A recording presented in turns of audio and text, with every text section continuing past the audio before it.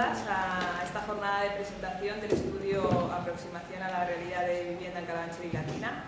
Disculparnos en principio porque no contamos con el sonido de la sala por unos problemas de coordinación que ha habido con la Junta Municipal, entonces vamos a intentar hablar altito para que se nos oiga lo mejor posible. Si os acerquéis también. Sí, si queréis acercaros. Bueno, ¿qué tal se me oye? Bueno, se oye bastante alto y claro. En nombre de la mesa queríamos dar un especial agradecimiento a vosotros que habéis venido y a todos los ciudadanos y ciudadanas y profesionales que han participado en la organización del estudio, porque sin ellos no habría sido posible. Así que muchas gracias.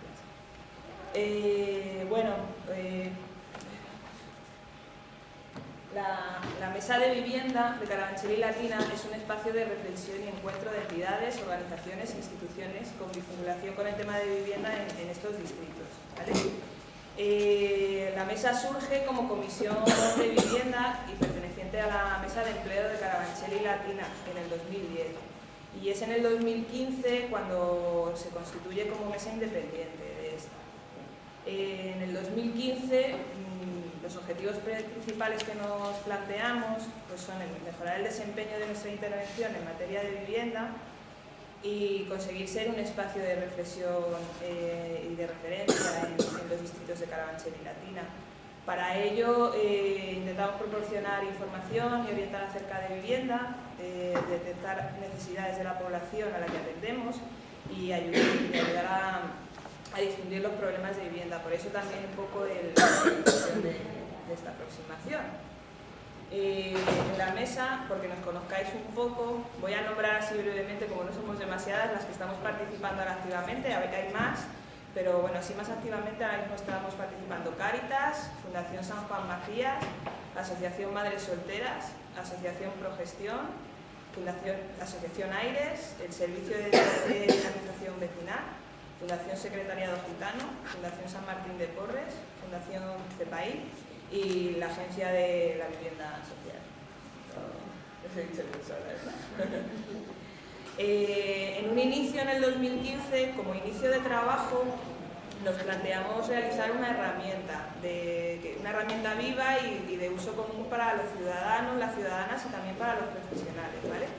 Esto se traduce en un blog, el blog de vivienda. Os digo la dirección, pero bueno, luego si queréis y no tenéis para apuntar, os pasaré viviendaenred.wordpress.com. Bueno, os ponemos un pantallazo del blog y os voy a explicar un poco en qué consiste. Tenemos distintos apartados. Por un lado, nos parecía importante tener un apartado de qué hacer antes de alquilar, ¿vale? Aquí tenemos puestas, pues, no se ve bien, me parece.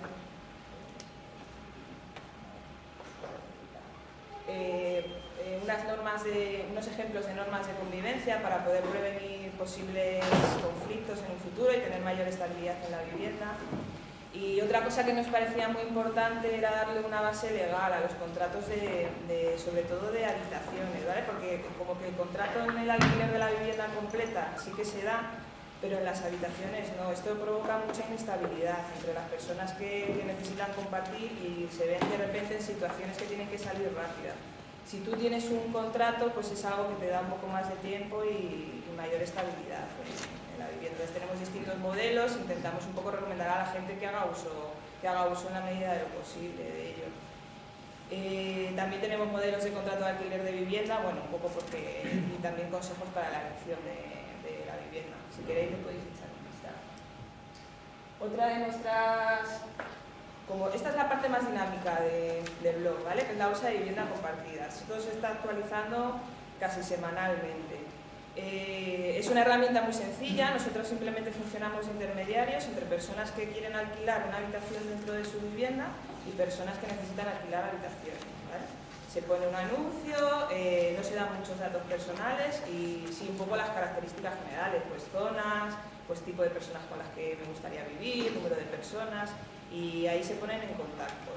Y luego tenemos un tercer apartado que es compartir vivienda, que en este sí que hay un poco más de intervención por parte de los profesionales porque, bueno, sí que intentamos pues, que la gente se junte, ¿no?, para iniciar una búsqueda de vivienda desde el principio, para que puedan tener los mismos derechos sobre la vivienda, y orientamos un poco esta búsqueda para que sea efectiva. Ahora mismo está muy complicado el tema de búsqueda de viviendas, es una cosa que se está haciendo bastante cuesta arriba, pero bueno, poco a poco parece que va funcionando. Nada, otro apartado que tenemos es la información útil, que aquí colgamos pues, ayudas que pueden salir, como el tema de los bonos sociales de la luz o del agua, si hay alguna ayuda para el alquiler, cuando salen. Son todas cosas que están en internet ya, pero hay veces que las páginas oficiales son un poco complicadas para la gente, el acceso a ellas. Entonces intentamos que haya un enlace directo para que no tengan que hacer todos los recorridos.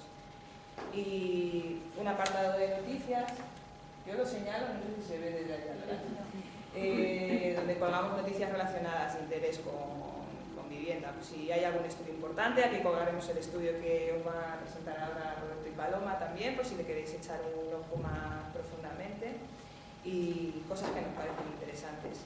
Y finalmente, el último apartado es el de recursos, ¿vale? Ahora en principio tenemos colgados los recursos de acceso a vivienda pública, IBIMA, MV, obras, etcétera. Pero tenemos en construcción una línea de recursos para uso profesional, ¿vale?, de recursos de alojamiento. Sabemos que ya hay muchas guías de recursos de alojamiento, no es nada nuevo, lo único que hemos querido es que esto se centre en los distritos de Carabanchel y Latina, porque nos parece importante la estabilidad en la zona donde una persona ya está viviendo, ¿vale? Aparte de ser más operativo, porque podemos ahorrar en transporte, no hay que cambiar a los niños de colegio, bueno, y porque la gente tiene vinculación con el sitio donde ha estado viviendo. Entonces, nos parecía importante también pues que desde los profesionales que derivamos a los recursos de vivienda tengamos en cuenta esto también. Yo calculo que en un mes o así lo podemos tener ya colgado también, por si le queréis echar un vistazo. Y nada, ya con esto os dejo con Paloma y con Roberto, que os van a contar las conclusiones del estudio que hemos realizado. Muchas gracias.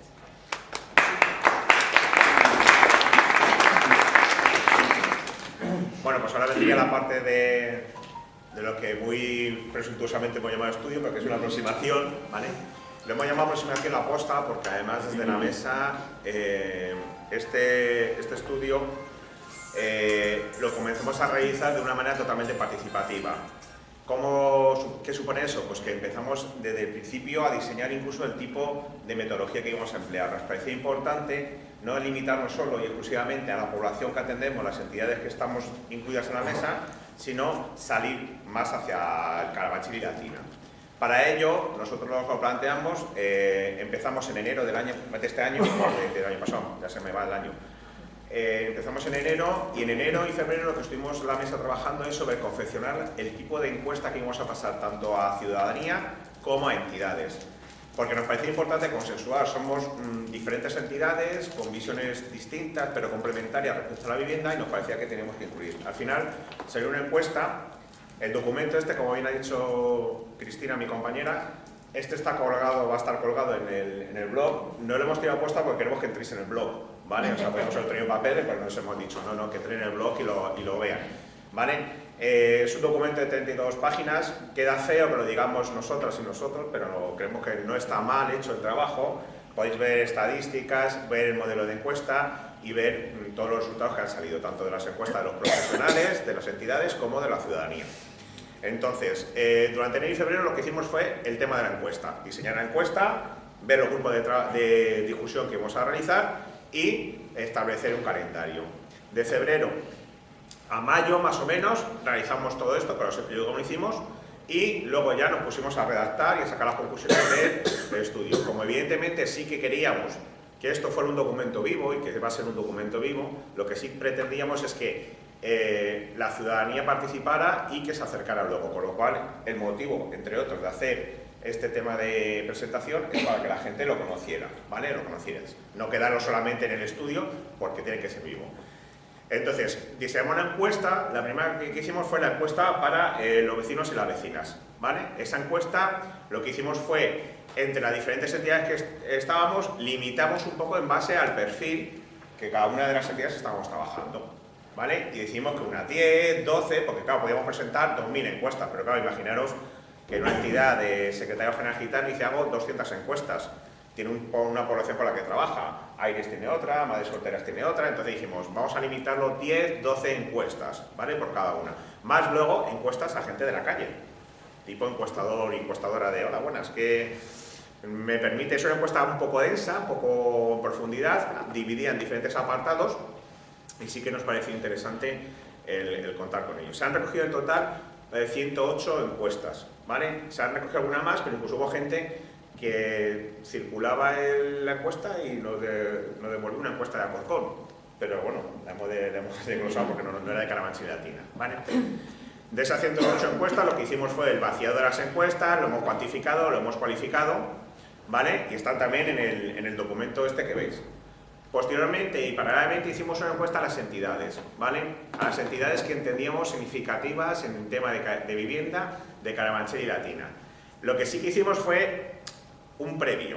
Decíamos que las entidades debían rellenar la encuesta, pero no ellas, es decir, no yo solamente como Roberto de la Agencia de Vivienda Social, sino que deberíamos rellenarla con un trabajo previo y de manera en equipo. De tal manera que cuando se entregaba una encuesta a una entidad, se le pedía un trabajo previo a discutir en el equipo de trabajo que la encuesta se trabajara de manera grupal, para que fuera como entidad, no fuera una cuestión individual, ¿vale? Y luego, por último, hicimos la realización de dos grupos de discusión. Un grupo de discusión que juntamos a vecinos y a vecinas, por un lado, y con una que estaba Paloma, que los dos grupos moderando, y donde durante 2 horas los vecinos y vecinas manifestaron sus opiniones en cuestión de la vivienda, en el acceso, en el mantenimiento, en convivencia, de manera libre. Y luego con los profesionales también. Algunos de los profesionales estáis aquí sentados, os agradecemos tanto la presencia como la participación, ¿vale? De todo lo anterior, yo digo, lo recogimos y lo valoramos, y este es el estudio. Y sacamos algunas conclusiones a ámbito general y luego Paloma os va a definir ya en base a los diferentes bloques de las diferentes encuestas y grupo de discusión, ¿vale? Una cuestión que sí que vimos de las conclusiones es que era muy rica, dejamos un apartado siempre abierto a expresa, porque había cuantitativo, ¿no? ¿El acceso a la vivienda te ha sido fácil? Sí, no, a veces, depende. Y luego dejamos un espacio. Bueno, pues resulta que ese espacio en que la gente escribía ha sido lo más enriquecedor de la encuesta. También nos ha parecido significativo y las hemos copiado en el estudio, tal nos lo decía la gente, ¿vale? De ahí hemos sacado bastantes conclusiones. Luego hay otra conclusión que sí nos ha sorprendido, otra línea que nos ha sorprendido. Los profesionales y las profesionales creíamos en un momento determinado que iba a salir como un tema candente la convivencia vecinal, porque sí que es verdad que estamos bastante preocupados con ellos. Curiosamente, de todas las encuestas, la convivencia vecinal no era lo más relevante. La gente no vive mal la convivencia. Hay sí gente que delimita, pero es ínfima. Os estoy hablando de un tono de un 10, un 12% de gente que manifestaba problemas de convivencia. El resto decía que su convivencia, además delimitábamos convivencia en tu vivienda, en tu bloque y en tu barrio. Un 12% de la población tenía problemas de convivencia. El resto, pues no decía. Sí que nos reseñaban en cuestión del barrio limpiezas, bueno, pues un pequeño detalle, pero no lo vivían con problemas de convivencia. Una cuestión que sí nos pareció significativa también, con líneas generales, fue el que se aparece ahí ahora mismo, que es que venía a decir que es que hemos notado que se ha perdido la reivindicación del derecho a la vivienda. Esto es algo muy polémico. Es decir, seguimos solicitando vivienda, una vivienda digna, pero la ciudadanía no lo manifestaba como tal, no lo vivía como un derecho, lo vivía como que necesitaba una vivienda. Pero quizás el papel reivindicativo en esta encuesta, y os estoy hablando de 2017, ha decaído un poco respecto a otros momentos históricos que hemos tenido en estos distritos. No vivía la gente como es un derecho básico recogido en la Constitución y tendremos que reivindicarlo. Es un poco, cada uno y cada una se busca un poco la vida, ¿vale? Y la última y cuarta conclusión general, que sí que nos afecta un poco a todos, es el tema de los recursos. Los recursos, había un apartado concreto que enumerábamos recursos de los diferentes barrios y distritos que había y la gente veía si los conocía o no los conocía. La verdad es que de la gente, por un lado había gente que sí lo conocía y la gente que lo conocía y lo usaba hacía una evaluación en contra de lo que muchas veces los profesionales y las profesionales vivimos, muy positiva. Decía, lo utilizo, lo conozco y me parecen bien. Mejorables, sí, pero bueno, en este apartadito, en este otro. Pero sí que veía una buena valoración de los recursos. Y luego, por otro lado, había un importante número de gente también que desconocía. Y cuando decíamos de desconocía recursos como los colegios. Tenía, a lo mejor ese era el perfil de una persona mayor, pero desconocía que había un colegio al lado, o desconocía que había un centro cultural, o desconocía que había las asociaciones de vecinos. Es decir, pero que las que lo conocen sí que lo valoraban bien, con lo cual creíamos, desde todas las entidades, que quizás una de las líneas fuerzas que tenemos que emplear, que la veremos un poquito más adelante, sería la cuestión de intentar que los recursos sean conocidos, porque una vez conocidos, son bien valorados. Y eso también es un poco transmitirlo al foro, porque muchas veces tenemos la sensación de que no lo hacemos bien, de que muchas veces no nos conocen. Bueno, pues sí nos conocen más de lo que creemos, y la gente que nos conoce parece que no lo hacemos mal, ¿vale? Y ahora ya os paso con Paloma para que fuera desglosando, en base a los bloques que hicimos en las encuestas, las principales ideas fuerzas que han salido, ¿vale? Ay, Paloma. Buenos días. Bueno, los bloques que dividimos son en torno a los temas abordados en la aproximación. El primero es el de la accesibilidad a las viviendas. Ahí se nos ha manifestado que hay poca información para el acceso a la vivienda pública, así como un exceso de burocracia. Recogemos que existen colectivos con mayores dificultades de acceso a la vivienda privada, como pueden ser las personas de origen extranjero o las familias monomarentales, y hay una especial dificultad para los perceptores de renta mínima de inserción, tanto en la vivienda privada por la escasez de ingresos, como en la vivienda pública porque se contabilizan varias rentas. Entonces esto puede suponer la pérdida de la renta mínima o que se baje ese ingreso. Hemos detectado una pérdida de concepto de la vivienda social reduciéndose a vivienda pública. También que el alquiler en vivienda privada no se contempla como una opción debido a los precios elevadísimos que hay, pero también a las condiciones que se exigen para poder entrar a alquilar una vivienda privada, tipo fianzas, nóminas y demás, en contraposición con las condiciones precarias laborales que hay actualmente. En relación a las ocupaciones de vivienda, detectamos a lo largo, lo hemos encajado un poco en accesibilidad, pero también en otros bloques, porque es algo que aparece de manera transversal en toda la aproximación. Hay mucha controversia entre la ciudadanía, las administraciones y las entidades sociales con respecto a las ocupaciones de vivienda. Y también hemos detectado que existe un aislamiento de personas con diversidad funcional y o personas mayores debido a la poca accesibilidad de las viviendas. En esta línea nos hemos propuesto, las propuestas son tanto a nivel interno como externo, o sea, lo que podamos trabajar desde la mesa lo trabajaremos y lo que no, pues lo volcaremos hacia el exterior. En este caso, pues, es simplificar los trámites de acceso a la vivienda pública, así como aumentar los canales de información y comunicación y estudiar líneas de colaboración con la gestión de vivienda privada.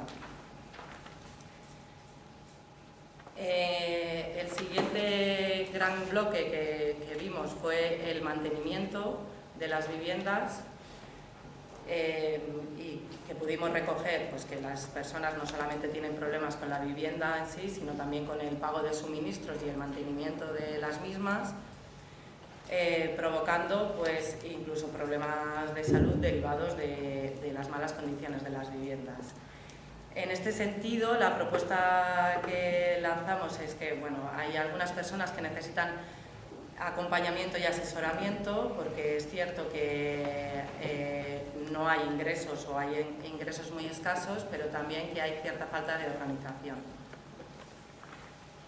En cuanto a la convivencia, que es el tercer gran bloque, observamos que el compartir vivienda se plantea como la última de las opciones deducimos y observamos que esto es un poco porque no hay una idea cultural de compartir piso. También en cuanto a convivencia, pudimos observar que se está empezando a justificar la idea de la ocupación a través del concepto de recuperación de viviendas de bancos y de empresas, y no se tiene una información o una idea real de las repercusiones legales que pueda tener esto y de los problemas convivenciales en la comunidad que pueda generar. En general, como comentaba Roberto, las personas encuestadas y las personas que han participado en el grupo de discusión consideran que la convivencia es buena, en contraposición de lo que a priori pensábamos un poco desde el ámbito profesional, y bueno, y eso, que ha habido una muy buena valoración de los recursos y los servicios de los barrios. La propuesta en esta línea es trabajar el concepto de vivienda compartida como una alternativa positiva y de apoyo mutuo, informar y clarificar sobre los conceptos y las consecuencias de la ocupación. Y en cuanto al concepto de hogar, que es el último gran bloque, la respuesta más significativa es que el hogar es un espacio en el que estar seguros, en el que poder refugiarse y generar un proyecto de vida, no solamente un sitio en el que permanecer. Y la vivencia es pues, que si no se tiene cubierta esta necesidad es difícil trabajar otras áreas, tanto personales como sociales. Como profesionales consideramos, esto es una conclusión y una reflexión que nos hacemos un poco entre nosotros, es que como profesionales consideramos la necesidad de vivienda cubierta cuando hay un techo en sí, pero desvirtúa bastante el significado del concepto de hogar que le da a la población, por lo menos a través de lo que hemos visto en esta aproximación. Entonces, nuestra propuesta en esta línea es contemplar todas las variables que afectan a la vida de las personas, tanto trabajo como arraigo, como decía Cris antes, y educación, redes y demás a la hora de adjudicar la vivienda.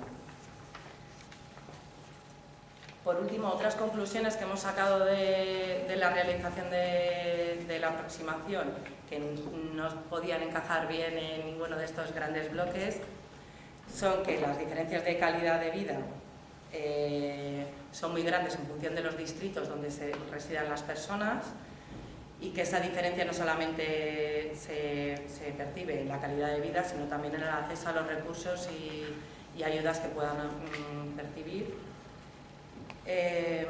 También vemos que hay una necesidad de una mayor implicación y apuesta por parte de las administraciones en temas de adjudicación y seguimiento de la vivienda, que eso enlaza un poco con el tema de perder el concepto de vivienda social. Cuando ya no hay seguimiento, no se trabaja mucho la convivencia, pues pasamos a ser una reducción de vivienda pública sin más. Y que la regularización de la ocupación ha sido un error porque tiende a normalizar esa ocupación sin trabajar la convivencia. Bueno, como veis, ha habido más de 1000 solicitudes con un 60% de resultado positivo. Nuestra propuesta en esta línea es generar un debate sobre la ocupación ilegal y tomar medidas consensuadas tanto administraciones y demás. Y nos vamos a las líneas de trabajo que nos marcamos. Bien, aquí, aunque son más, pero sí que hemos resaltado las 5 que nos consideramos más importantes, ¿vale? Con todo lo anterior, ya os digo que está todo reflejado en la aproximación que tenéis a vuestra disposición en el blog, y que simplemente es un PDF, no es complicado bajárselo ni cosas de esas. Sí que hemos visto una línea de trabajo futuras. Una, como bien decían mis compañeras, son más de ámbito interno de la mesa y otra de ámbito externo. Y esto lo queremos enlazar un poco también con que luego cuando acabemos las jornadas habéis visto que fuera ahí colocado unos elementos de valoración y evaluación de esta jornada muy simplones, con unos post-it de colores y con un espacio en blanco donde de manera anónima podéis ir poniendo con un post-it todo el tema de propuestas, porque la mesa es un espacio abierto y es como tal espacio abierto necesitamos la colaboración, la participación y las opiniones de todo el mundo, con lo cual ahí sí que os animamos a que cuando acabemos o a través del blog o cualquier, que esto sea un continuo de trabajo, ¿vale? Dentro de la línea de trabajo futura, disculpadme, lo que decíamos, entendíamos, la primera básica es que el estudio es una aproximación y lo que queremos ir viendo, cotejando a lo largo del tiempo, ir haciendo pequeñas catas de igual manera para ver cómo va evolucionando el tema de la vivienda, concretamente en Carabanchel y en Latina. Sí que es verdad que no queremos datos globales, hemos huido de las macrocifras, de los estudios, aunque sí que hemos tenido en cuenta, y lo veréis en el estudio, pues documentación, artículos, libros, etcétera. Sí que es cierto que nos hemos limitado a Carabanchel y Latina.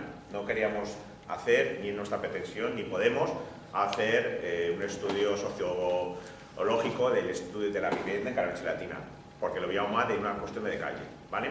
Con lo cual, sí que nos planteamos una línea de trabajo futura, realizar un estudio. Otro que sí que vimos, que hay una escasa representación, y lo digo yo que estoy aquí, en nombre de la Agencia de Vivienda Social, hay una escasa representación de las administraciones públicas en este tipo de foros, ¿vale?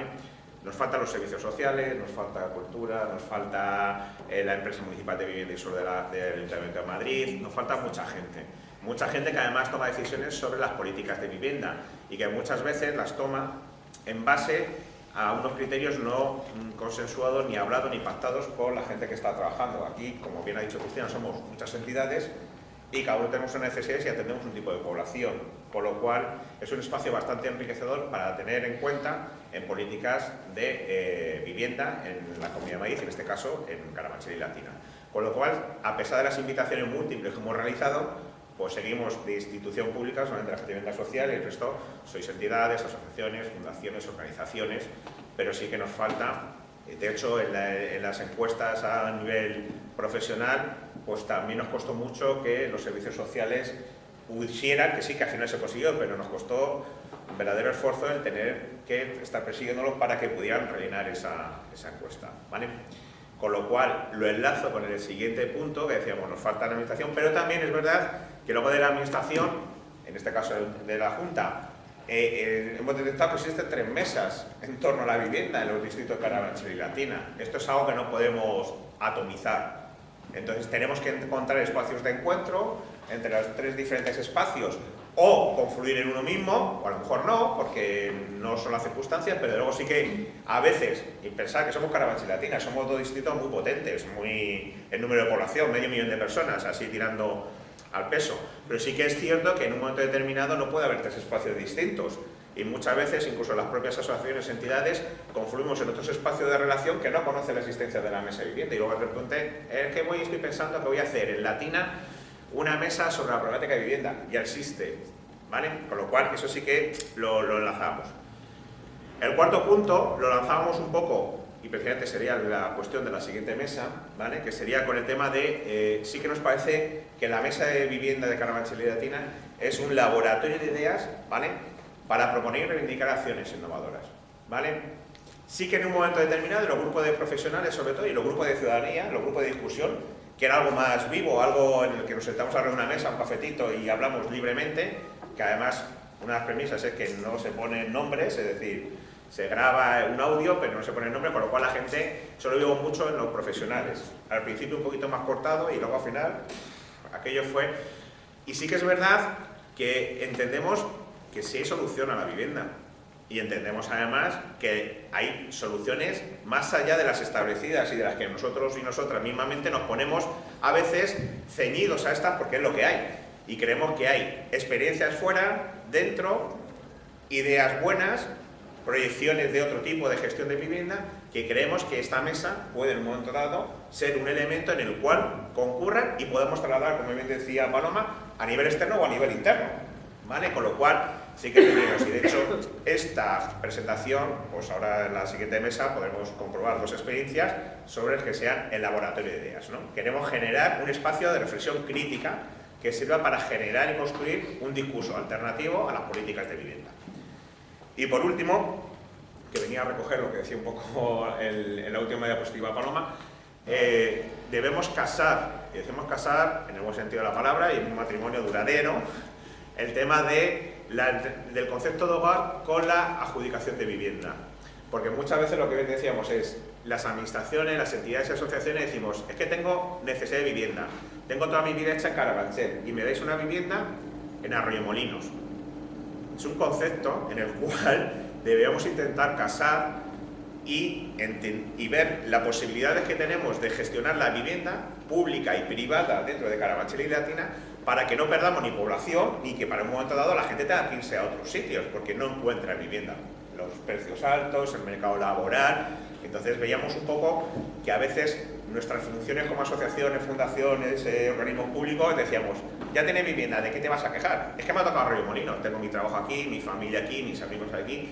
Cuando en una situación económicamente más normalizada, uno y una se compra la vivienda en base un poco al concepto de hogar, a lo que uno entiende hogar como en mi barrio, mi gente, mis sitios. Entonces sí que veíamos que eso es algo que deberíamos empezar a funcionar. Y ya nos vamos a callar porque ya nos vamos fuera de tiempo. Queremos agradeceros la atención. Volvemos a poner la edición del blog. Y si queréis, yo creo que nos da tiempo a abrir 5 minutitos de preguntas y si no, cambiamos de mesa. Todos a la vez, ¿no?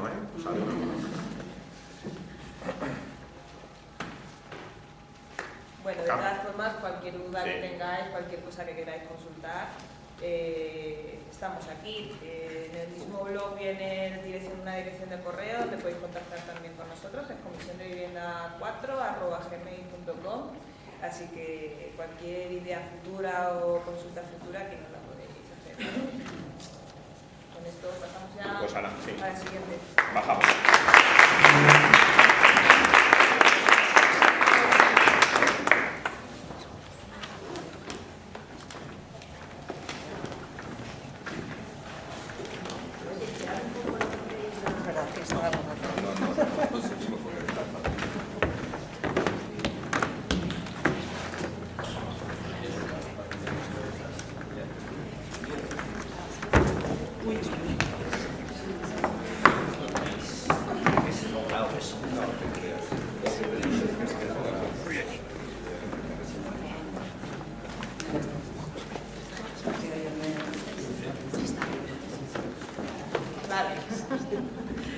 Efectivamente, en este combate, me pongo en medio, bueno, buenos días a todos.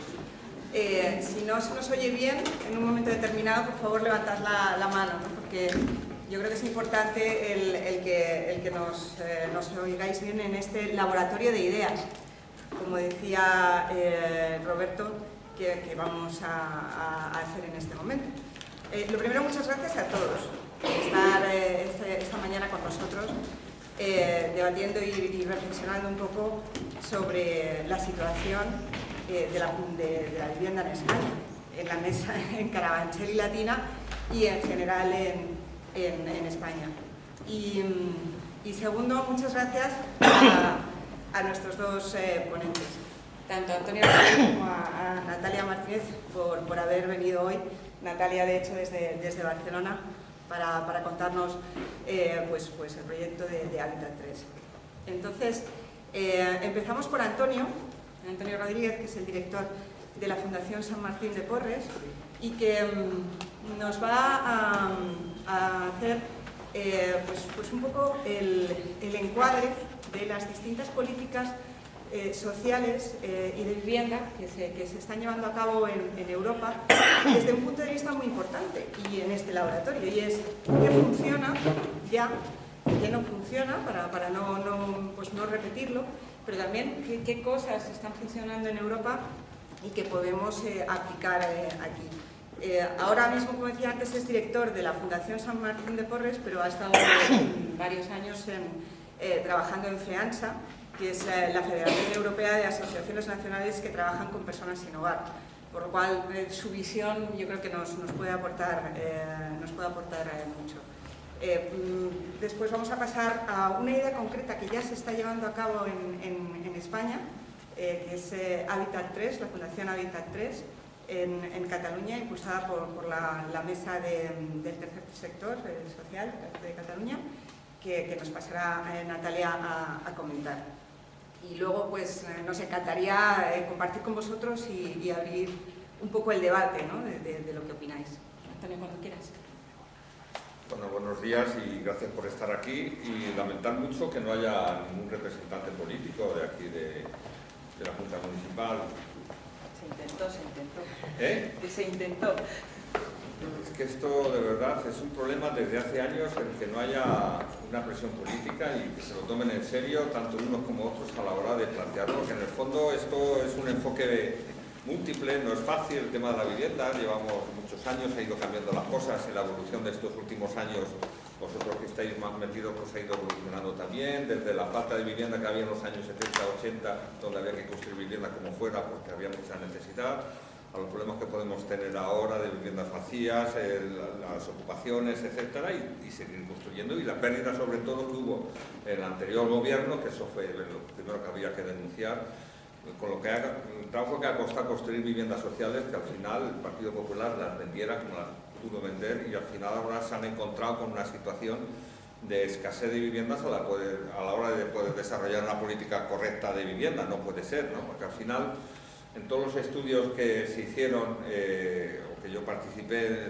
desde el año 2002 hasta el 2010, al final la conclusión en toda Europa es que si no hay una política pública de vivienda social, es imposible abordar el tema del alojamiento y cumplir con el derecho fundamental que todos tenemos reconocidos en la Constitución del derecho a la vivienda. Con lo cual, al final, este tema pues hay que convertirlo en un elemento político. Se ha dejado muchas veces en manos del sector privado y hemos vivido una época de grandes construcciones, de construcción de vivienda durante la época de hasta el 2008, antes de la crisis, pero fundamentalmente fue una política basada en los recursos privados. No ha habido una política de vivienda, y la poquita que se pudo construir durante la época de la crisis, que era cuando más se necesitaba, incluso hasta se destruyó, ¿no?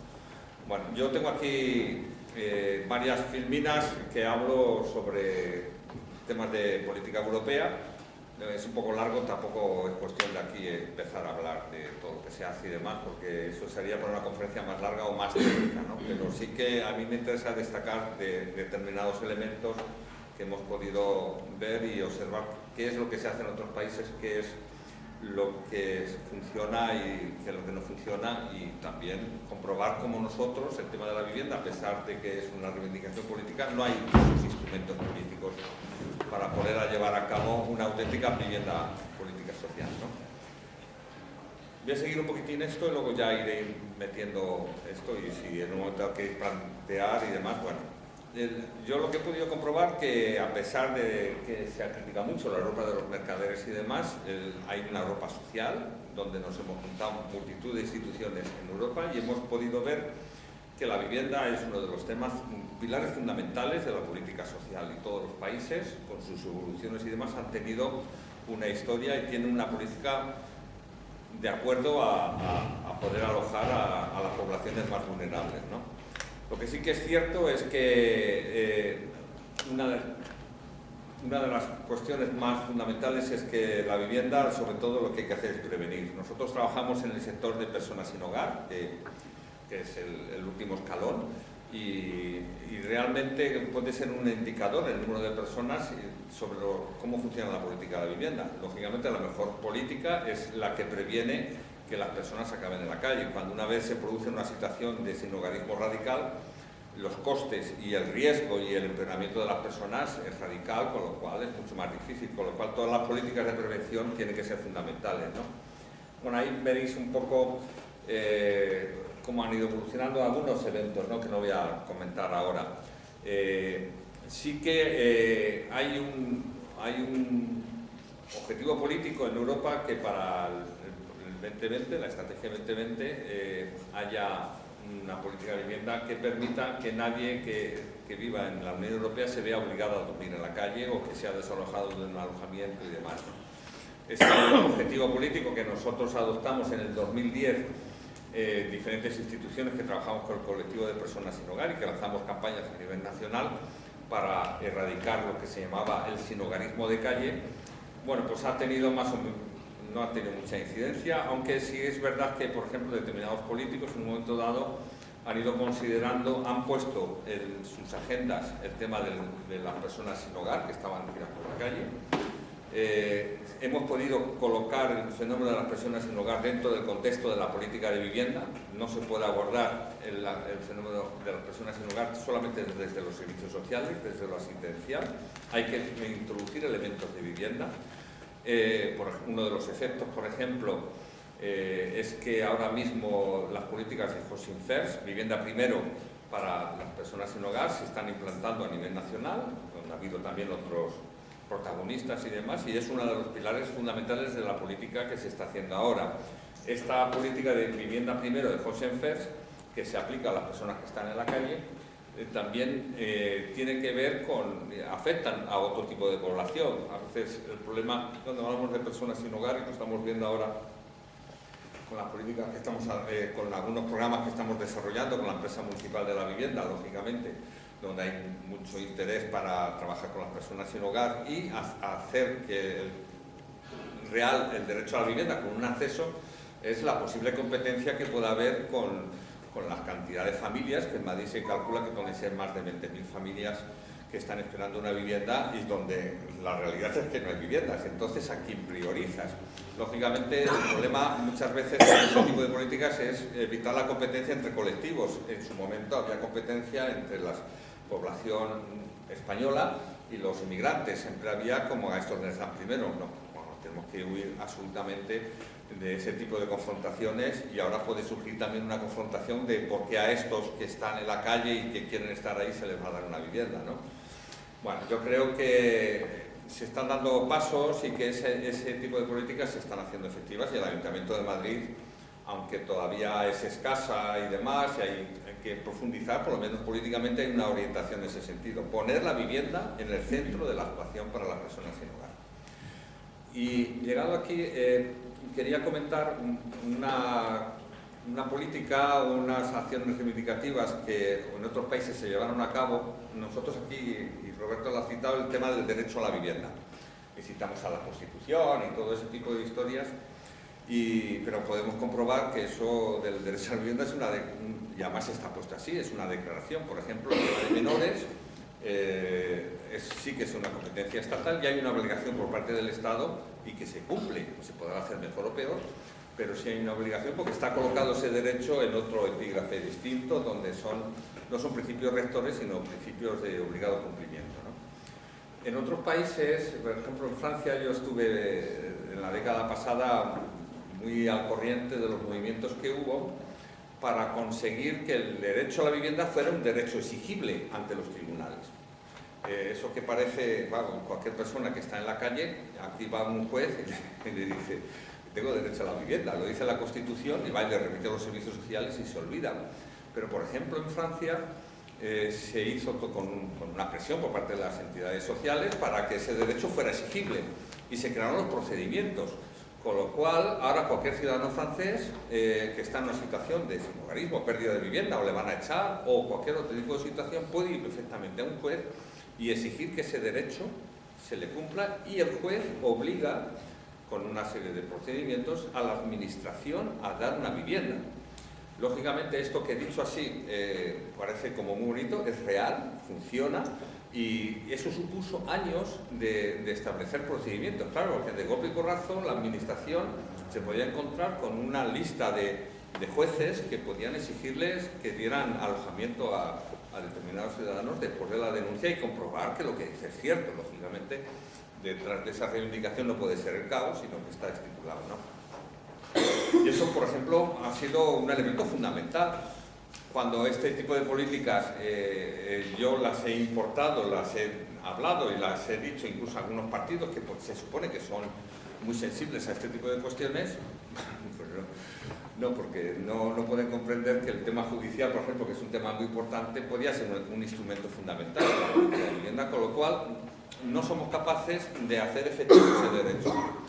En Francia, por ejemplo, es verdad que después de unos años de implantación se han evaluado cómo se ha implantado esto, porque el problema a veces de las legislaciones es que se pueden decir maravillas y demás, sobre el papel está todo escrito, pero luego no se cumple, y al final, y eso pasa, y pasa aquí, y pasa con demasiada frecuencia, ¿no? Y allí en Francia es verdad que no se pudo implantar de una manera muy efectiva, pero sí que ha habido cambios fundamentales en políticas. Por ejemplo, una de las consecuencias es que por ley no se puede expulsar a nadie ni producir un desahucio si no hay una alternativa residencial a esa situación.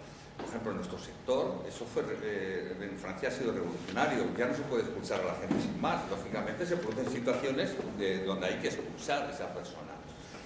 Pero, lógicamente, no se trata de coger y mandarle con los bártulos a la calle, ahí te quedas, sino que esa expulsión conlleva necesariamente buscar una alternativa. Y una alternativa no en el sector privado, sino en el sector público en general, entendiendo como toda la ciudadanía y la administración a la cabeza. Y eso, por ejemplo, en Francia funciona. Ha habido una política de que los servicios de emergencia, que son necesarios, nadie va a renunciar a ellos, aunque la política de vivienda tiene que basarse en un acceso efectivo a una vivienda como hogar y demás historias, pero hay que crear dispositivos de emergencia, no sean dispositivos masificados, se prohíbe la construcción de albergues masificados, hay que buscar centros mucho más pequeños, más próximos a la ciudadanía y sobre todo garantizar que no haya habitaciones colectivas.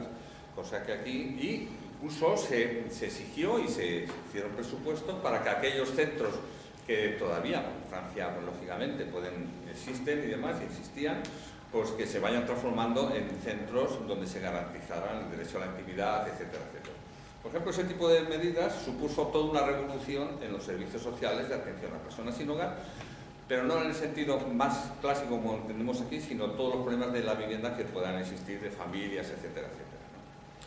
Bueno, aquí ni lo hemos adoptado ni lo vamos a hacer, y es una pena porque deberíamos hacer toda una acción colectiva entre todos los agentes que estamos en ello para exigir que esto realmente sea, ¿no? ¿Cómo se ha comprendido sin hogarismo en Europa? Después de muchos años de discusión, pues al final, aunque parezca una tontería este cuadro, pero hemos establecido categorías diferentes de personas que están en la calle, personas que están en situación de falta de vivienda, personas y familias que están en alojamientos inseguros y luego viviendas inadecuadas. A través de estas clasificaciones, que son mucho más, y que ha permitido la clasificación y la homologación de las mediciones, se ha podido medir en determinados países cuál es la incidencia de este tipo de problemas. Es que es muy complicado hacer una política para las personas sin hogar si no sabemos cuántas personas sin hogar hay, y es muy complicado a veces saber cuántas personas tenemos. Por ejemplo, en Madrid, que se hacen recuentos, pues es importante saber si son 500 personas, si son 1000, y luego la utilización que podíamos hacer de los resultados. Lógicamente, en los recuentos nocturnos en Madrid calculamos que haya unas 500, 600, bueno, se dice, y se cuenta realmente que hay 600 personas. Bueno, en resolver el problema de 600 personas en la ciudad de Madrid, eso se hace así. Ya no es un problema como a lo mejor podríamos tener en otros países de la Europa del Este, que son los países que pueden funcionar temas de vivienda, donde tienen auténticos problemas. Eso hay que resolverlo, no es fácil, hay que construir viviendas, ¿sabes? Pero aquí 500 personas que estén en la calle lo podemos resolver. Lo que pasa es que no hay voluntad política, lógicamente. Y claro, la resolución no solamente se resuelve con una vivienda. Es verdad que el programa Husen First está ahí, pero detrás de un programa de esas características hay un planteamiento pedagógico, de intervención social, y no simplemente regalar vivienda, porque lo que peor que podemos hacer a la gente es regalar vivienda sin más, ¿no? Bueno, aquí hay diferentes países. A mí lo que me interesa, nosotros estamos en el grupo cuarto, en donde al final, bueno, pues en la falta de vivienda y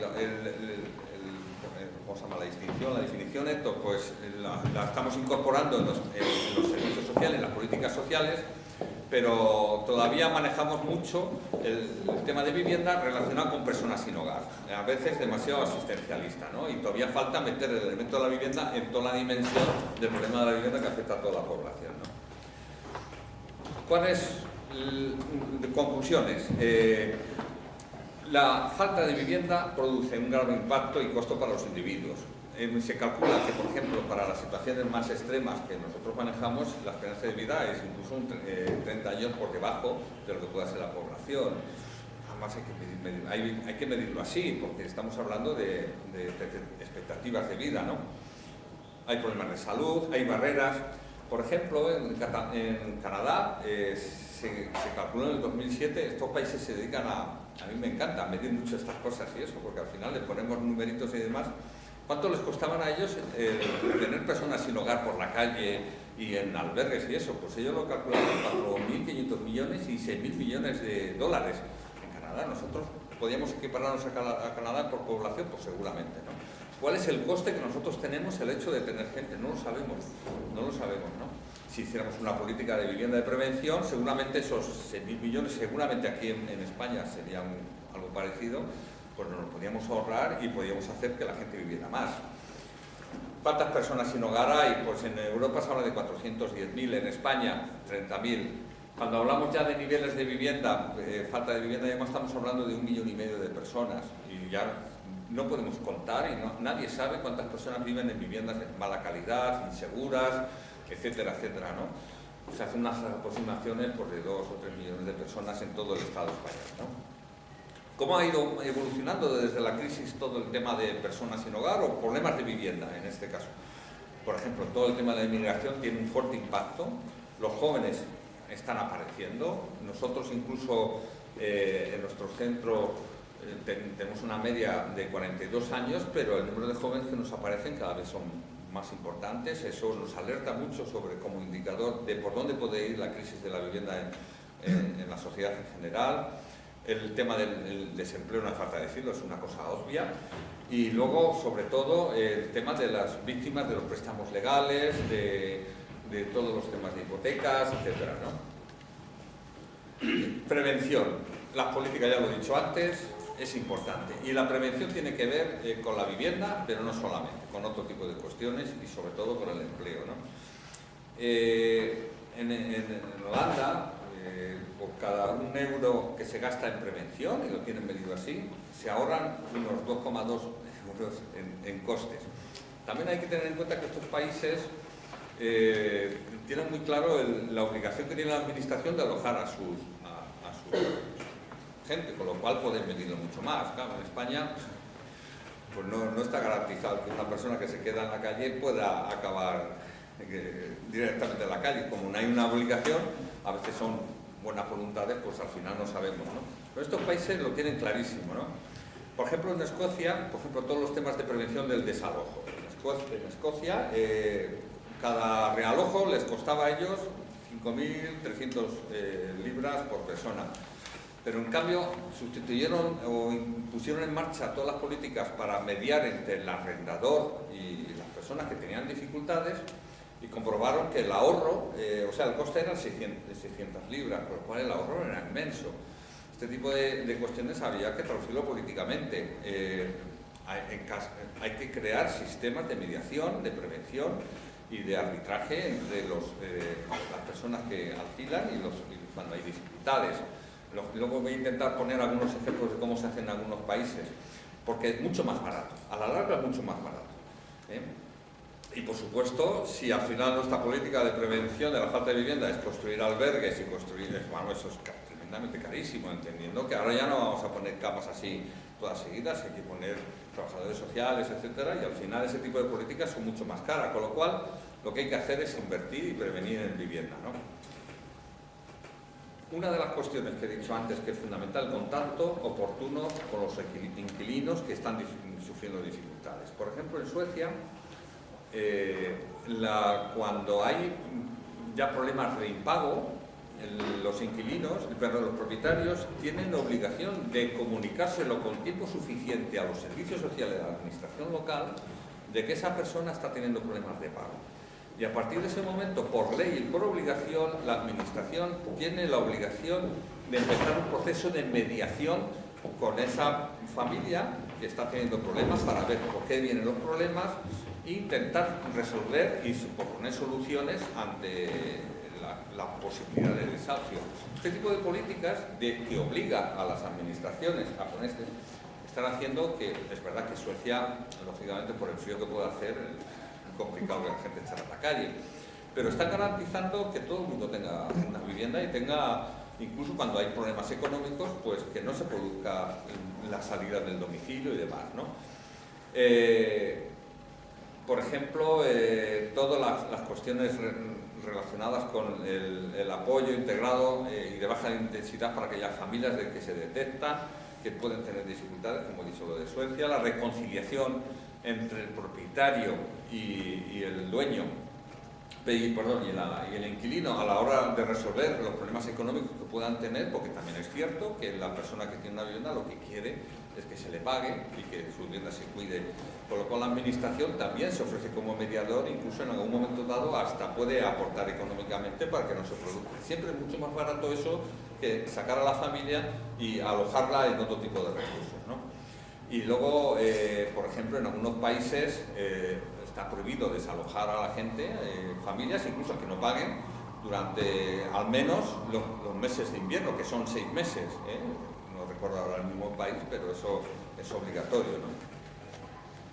Luego, todos los temas, que esto a lo mejor es más un tema más para las personas sin hogar, nosotros que trabajamos con ellos, todos los enfoques que hasta ahora son predominantes de los servicios tipo escalera, estás en la calle, vas a un centro, de un centro vas a un piso tutelado, y luego cuando te portes bien y ya no sé qué, acabas en una vivienda propia.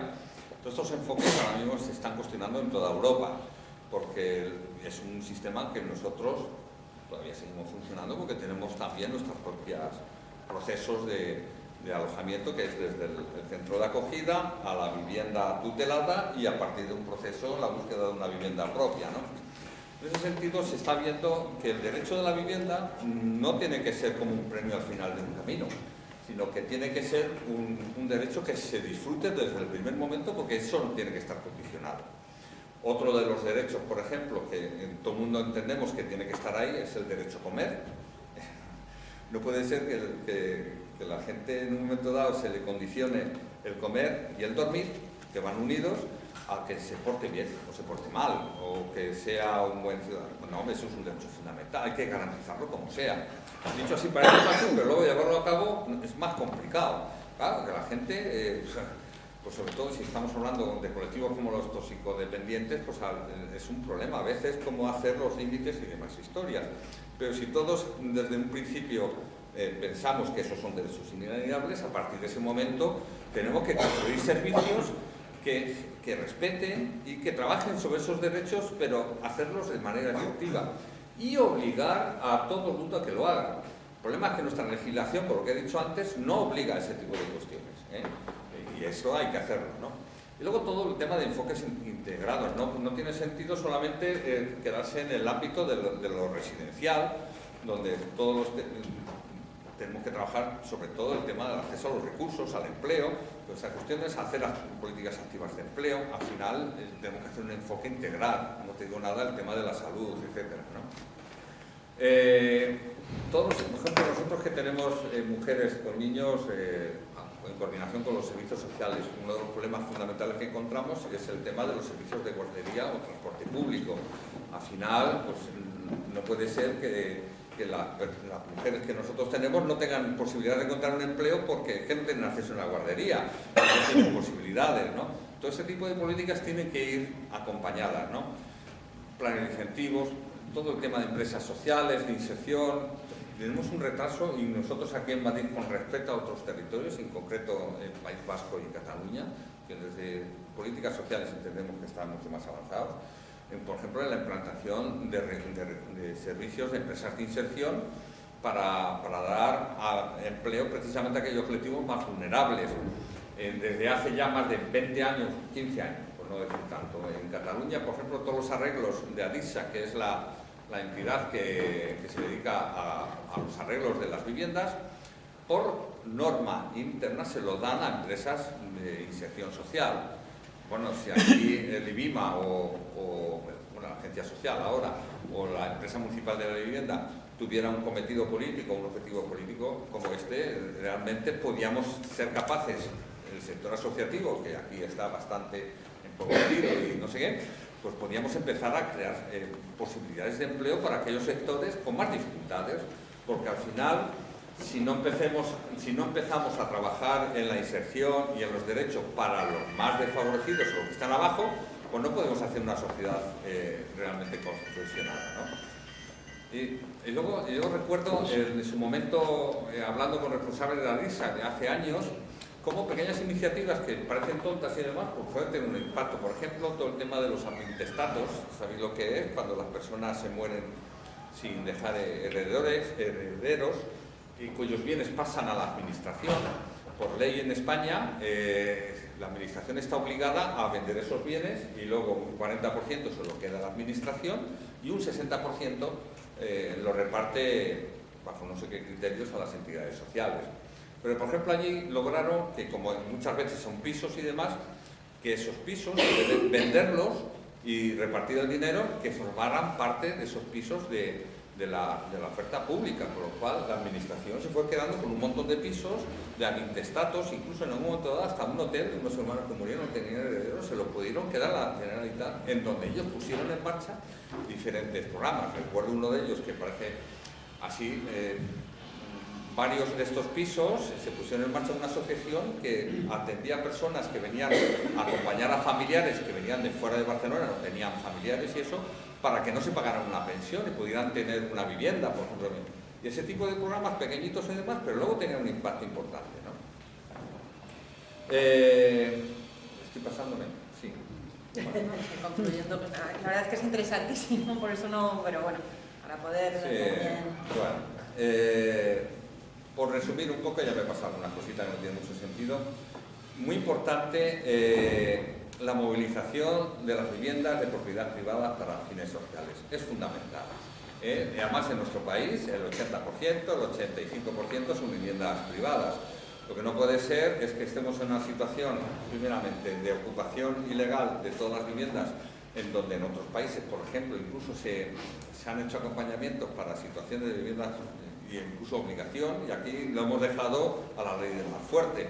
Y por otra parte, que se retrotraigan los dueños, porque lógicamente el miedo al impago es fundamental, con lo cual tenemos que hacer una política de garantizar las rentas. Recuerdo en su momento las agencias de alquiler social, en su momento Provivienda fue pionero en esto, la creación de servicios de intermediación, incluso con seguros de pago, que hicieron que, por ejemplo, el acceso de los más jóvenes a la vivienda pudiera tener un cauce público que permitiera ese acceso a través de este tipo de seguros, ¿no? Que luego ese tipo de programas, recuerdo que una vez que se generaron y que crearon un parque de viviendas y una confianza entre el dueño del piso y la agencia, se pudieron aplicar a otros colectivos más vulnerables, como fue en su momento el de la población inmigrante, ¿no? Con lo cual ese tipo de políticas son fundamentales. Yo no sé en este momento cómo están, pero me da la impresión que en su momento se dejó toda la iniciativa privada, que este tipo de programas se han ido muriendo poquito a poco, ¿no? Por ejemplo, en Francia y en Alemania, los propietarios están obligados a alquilar las viviendas y poner su casa a disposición con un precio fijo, porque es otra de las cuestiones que es importante, ¿no? Cómo establecer el precio de los alquileres. Ahora mismo estamos sufriendo literalmente un aumento de los precios de alquiler y no puede ser que eso esté en manos del mercado. Eso en estos países lo que hacen es que establecen, para establecer los precios máximos, es que no se puede pagar 600 euros, 700 como están pidiendo ahora por viviendas aquí. En otros países se establecen topes. Usted no puede alquilar su vivienda al precio que le dé la gana, tenga o no tenga demanda, y eso está obligado por ley, ¿no? Incluso están obligados porque la vivienda es una función social, no es simplemente una cuestión de mercadería o de especulación como ha habido aquí, ¿no? En Bruselas, lógicamente, tienen políticas para que esas viviendas vacías obligar al dueño para ponerlas a favor de colectivos, ¿no? Incluso existen leyes que exigen y obligan a los servicios sociales a detectar esas viviendas y ponerlas al mercado. Y cuando esas viviendas no tienen requisitos de habitabilidad, lo que hace la administración es rehabilitarlas y descontar en un periodo de tiempo, a lo mejor 2 o 3 años, el coste de la rehabilitación y garantizar los pagos, porque al final esto es un problema de dinero. Si la gente tiene una vivienda y se la cuida y se le paga, le da lo mismo que sea blanco, amarillo, negro, pobre, rico, lo que sea. Al final es un problema de esto. Y la administración tiene que garantizarlo. Aquí no existe ningún tipo de políticas en este sentido. Y no la va a haber, porque no se han tomado las cosas en serio. Otra de las políticas que yo recuerdo en otros países pusieron en marcha, en Austria, fue la creación de servicios de ordenación de las deudas, porque en otros países aquí ha sido la crisis que hemos tenido, en otros países también ha habido, sobre todo por exceso de endeudamiento, de gastos y demás. Bueno, por las oficinas estas que pusieron en marcha para reorganizar el nivel de endeudamiento que tenían las personas, con una incidencia fundamental en la pérdida de la vivienda, con lo cual pusieron en marcha medidas económicas para ayudar a estas familias a que pudieran abordar el coste de la vivienda, incluso medidas para pagar la vivienda en el caso de que no pudieran pagarlas.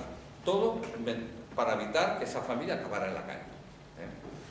Eso desde el punto de vista administrativo, porque aquí, como estamos con el tema de la burocracia y vas a los trabajadores sociales del ayuntamiento, la poca capacidad que tienen de gestión económica, de urgencia, al final, la burocracia y todo eso nos ha hecho que aquí, por ejemplo, estas oficinas tenían un presupuesto y había una discreción absoluta a la hora de poder dar las ayudas, lógicamente, con lo cual establecían mecanismos de urgencia, porque si no, los mecanismos de aprobación hacían que las ayudas fueran eternas, ¿no? Si te parece, vamos concluyendo y Sí. luego ya abrimos un poco...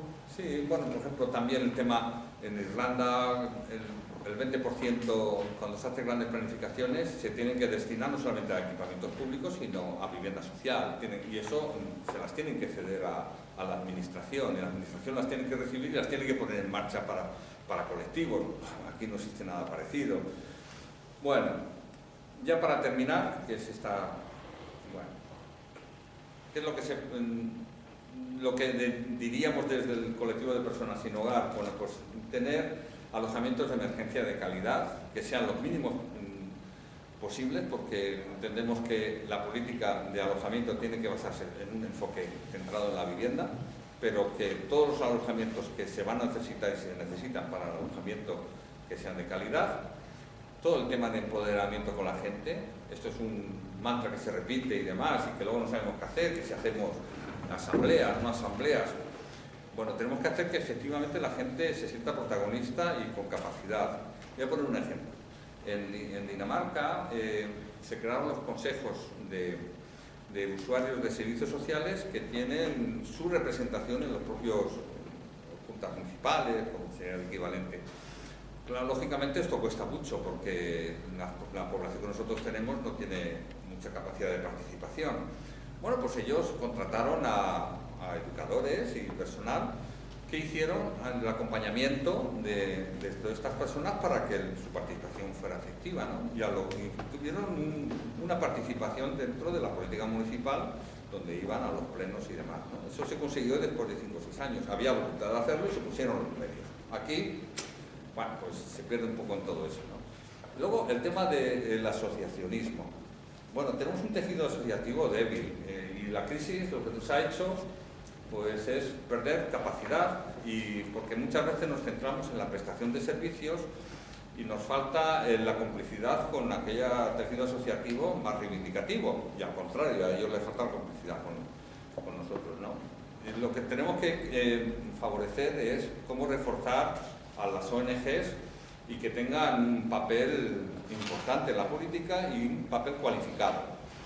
No solamente deberíamos a la comparsa, tenemos que tener nuestra presencia cualificada. Es complicado y ahora estamos en un momento clave porque el gobierno del Ayuntamiento de Madrid ha cambiado, esto lo tiene claro, pero todavía no hemos encontrado el lugar donde podemos estar las ONGs colaborando con ellos y conjuntamente con la ciudadanía, ¿no? Y ahí es un papel importante y no deberíamos caer como pasó cuando el PSOE, que cuando fueron al gobierno se produjo una desmovilización del tejido asociativo. Realmente es la gran oportunidad ahora para reforzar el tejido asociativo, no para desmovilizarlo o asimilarlo a la administración, porque en el fondo la administración cumplirá su papel, es un objetivo de los políticos, es el espacio de lo político, pero lo político también es el tejido asociativo y tenemos que hacerlo. Si no, pues ¿quién va a defender a los más vulnerables? ¿Quién va a defender ese tipo de política? Pues un poco complejo. Bueno, más o menos ahí está, incluso hasta me he recorrido todo eso. Lo siento si se ha ocurrido. Tenía más cositas, pero bueno, en una conversación si sale, pues ya está. Muy bien.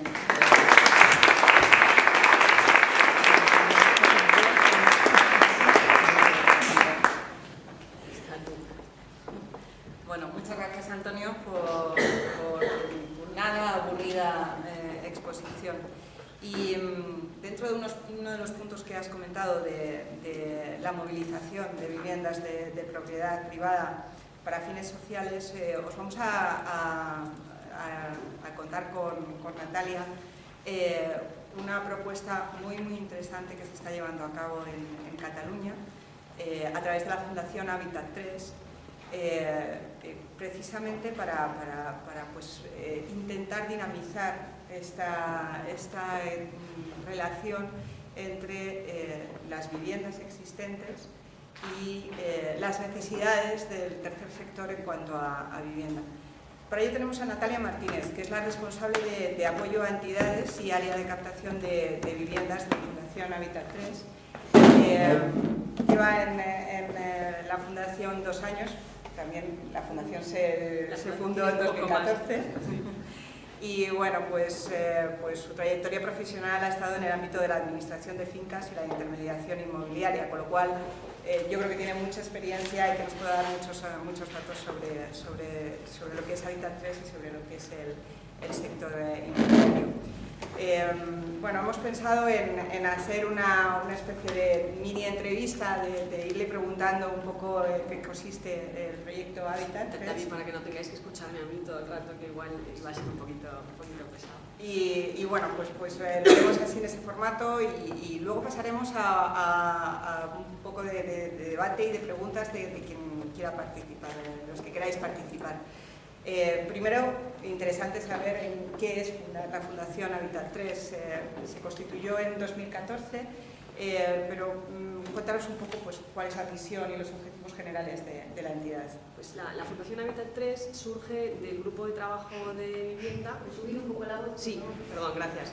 Digo que la Fundación surge del grupo de trabajo de vivienda de la Taula del Tercer Sector, que es una mesa grande de federaciones que agrupan entidades sociales de todo el tercer sector, de todo lo que es desde la atención a personas vulnerables hasta el ámbito deportivo, todo lo que serían las entidades no gubernamentales que trabajan en el ámbito asociativo catalán, reunidas en federaciones que a su vez están en una entidad de tercer nivel, y esta entidad, entre otras cosas, tenía un grupo de trabajo de vivienda, y de ahí parte la idea de que haya una entidad del tercer sector que se especialice en la consecución y en la gestión de vivienda para ponerla al servicio de entidades sociales que necesitan vivienda para llevar a cabo su trabajo de apoyo a los distintos colectivos con los que cada entidad pueda trabajar. La idea de optimizar un poco el recurso y optimizar un poco la experiencia y el conocimiento para que no todas las entidades tengan que tener un experto en vivienda. Esa sería un poco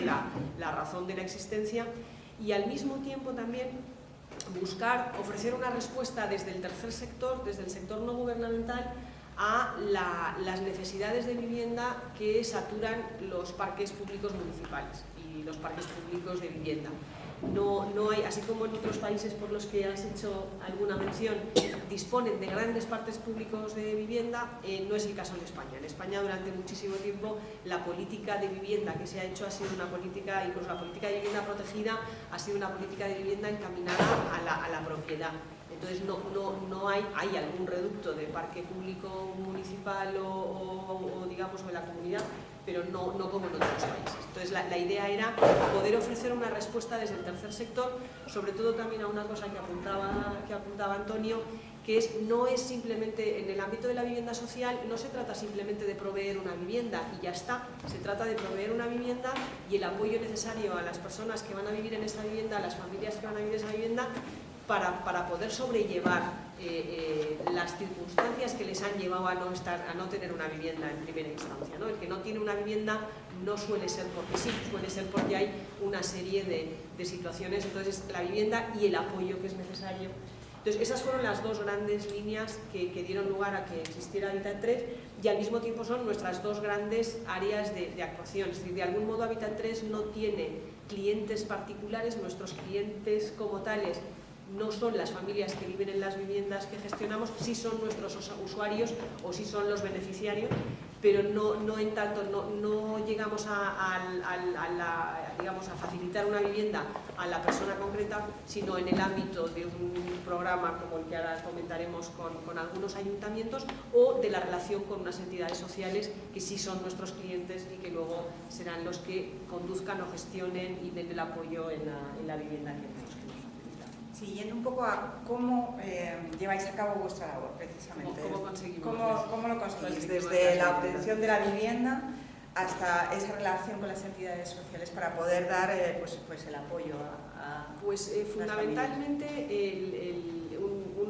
me centraré sobre todo en uno de los programas porque es el que ilustra mejor todo el proceso, que es un programa con el Ayuntamiento de Barcelona, que asume en un momento determinado, antes del consistorio actual, la idea de que las personas que se van a quedar en la calle después de un desahucio no se pueden quedar en la calle. Y por tanto, aunque el parque público municipal no disponga de suficientes viviendas, pues hay que generar más vivienda, y la vivienda solo se puede generar construyéndola o intentando obtener la vivienda que ya está. Y entonces se plantea la iniciativa de decir, ¿por qué hay vivienda vacía? O sea, ¿por qué hay propietarios que tienen un piso vacío que no lo tienen en estos momentos puesto en alquiler?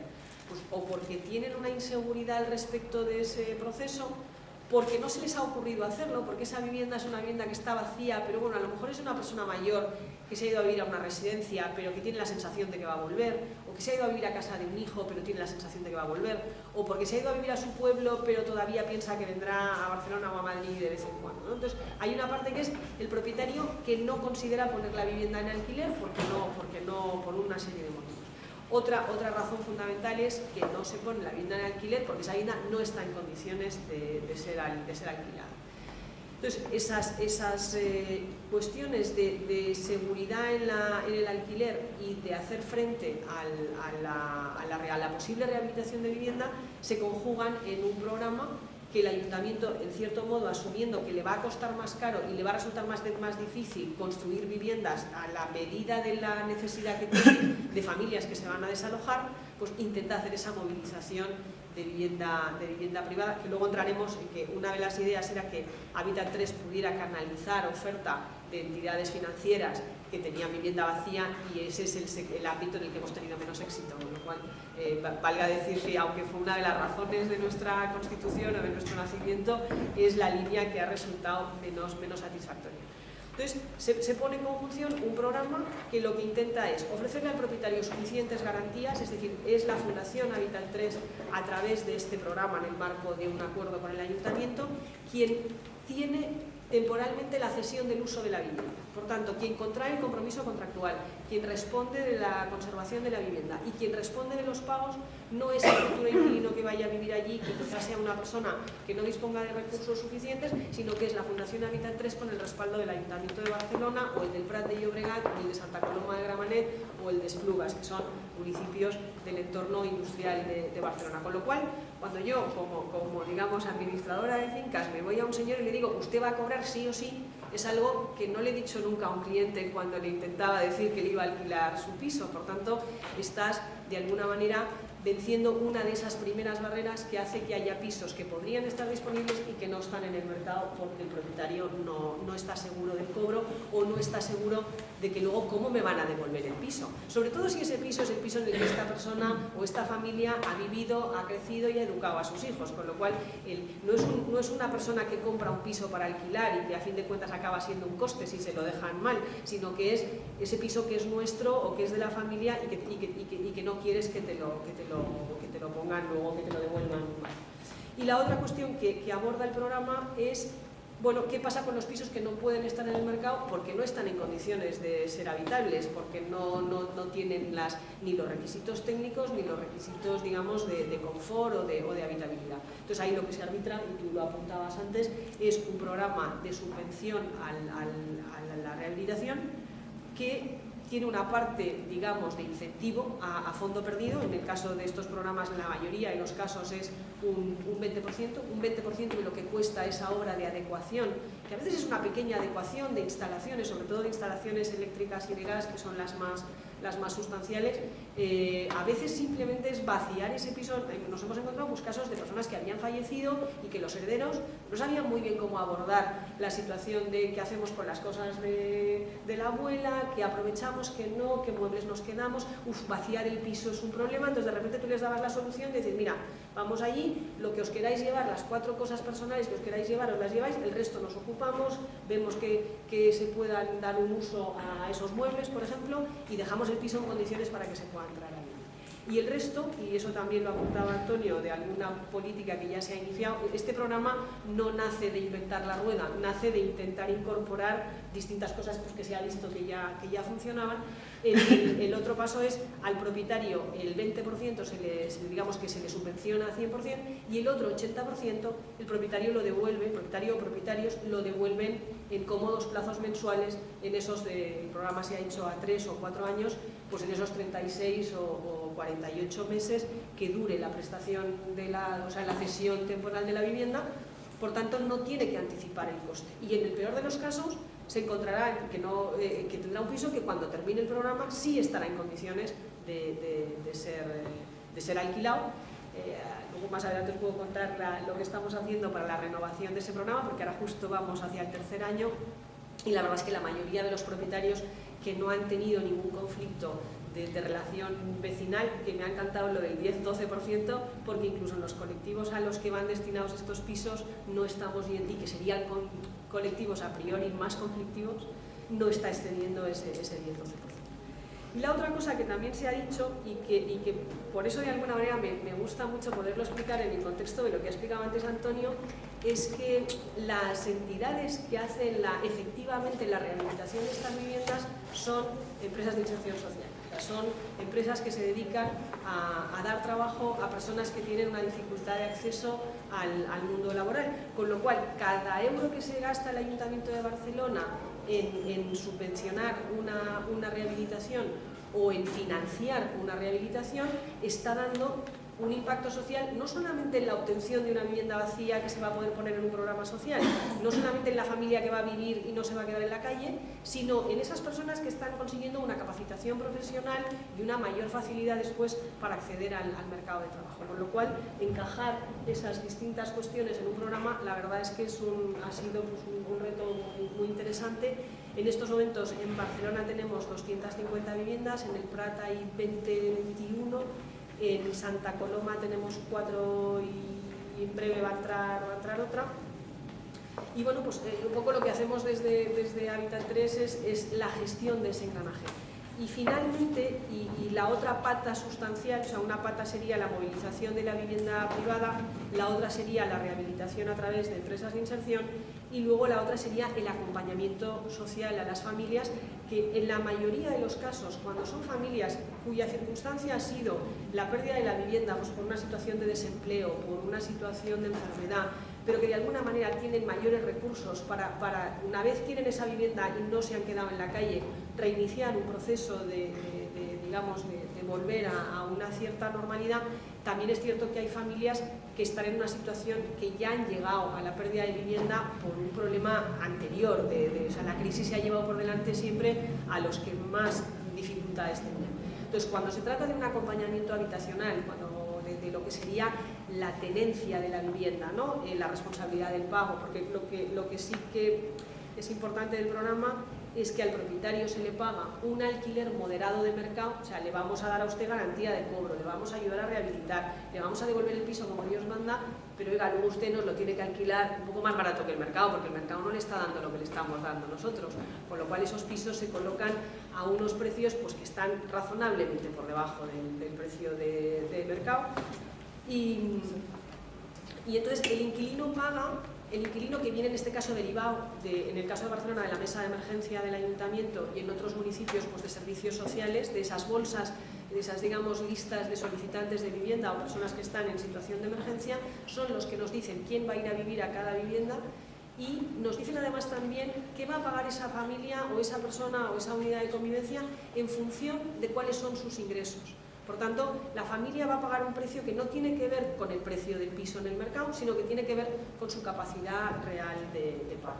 Entonces, el recuperar esa percepción de la responsabilidad de la tenencia de una vivienda, de su conservación, de su relación con los vecinos, del pago puntual de las rentas, de la atención de cuestiones de morosidad, es algo que también hacemos con el equipo social de Hábitat 3. Con lo cual, Hábitat 3 acaba siendo un mosaico de profesionales. Pues eso, yo acabo de llegar al tercer sector desde el mundo inmobiliario, hay compañeros técnicos cualificados que lo que hacen es la supervisión de la rehabilitación de esas viviendas, y luego hay pues, compañeros que están en el día a día del cobro del alquiler y de la gestión de las situaciones de morosidad, y luego hay un equipo social de educadores y trabajadores sociales que lo que hacen es el trabajo de seguimiento con las familias. En las mejoras y evoluciones que estamos empezando a trabajar ahora, habiendo detectado que hay familias y personas que tienen una necesidad que va más allá de ese acompañamiento, digamos, habitacional, estamos entonces llegando a acuerdos con otras entidades sociales cuando puede haber, por ejemplo, un caso de una situación de salud mental, o cuando puede haber un caso pues ya de otras circunstancias, o de discapacidad, o de violencia doméstica, o cuando hay alguna circunstancia que requiere quizá un acompañamiento o una atención un poco más especializada. Una de las ventajas del programa, y hay muchas, es que esto da lugar a un parque público, a un parque social de alquiler, que antes decías, Paloma, que siempre tenemos la idea de que la vivienda social tiene que ser pública. Pues no necesariamente, tiene que estar a lo mejor dentro del ámbito de un programa público, porque esto el mercado no lo va a financiar per se, pero no tiene por qué ser pública. Y si no es pública, y si no está construida toda la vez, y si no es el 20% de un bloque que se ha hecho en un sitio específico, sino que son 250 pisos repartidos por la ciudad de Barcelona, aunque no os negaré que hay más pisos en los barrios en los que hay una mayor necesidad de vivienda y un menor precio de los pisos, pero podemos decir que esos 250 pisos están repartidos por todos los distritos de Barcelona, por muchas comunidades de vecinos, con lo cual el efecto integrador de vivir en una comunidad ordinaria con un funcionamiento normal y que no sea un gueto en el que viven 50 familias en situación vulnerable, pues es a su vez otra ventaja. Es fundamental. Creo que me he excedido las 4 preguntas. Sí, no, yo creo que eso es una de las cosas fundamentales. Una de las preguntas iba, primero, ¿qué relación establecéis con los usuarios de vivienda? Relaciones desde el momento de las dificultades para pagar el alquiler, para poder pagar los suministros, y también efectivamente en cuanto a lo que es la relación de convivencia, la integración de esas personas. El proceso va bastante en paralelo, es decir, nosotros conseguimos un piso en el mercado privado, y en el momento, pues porque hemos tenido el ayuntamiento, por ejemplo, en el caso de Barcelona, a través de las oficinas de vivienda, hace una primera promoción de este programa, y hay una serie de candidatos que cuando pueden estar interesados nos derivan para que contactemos.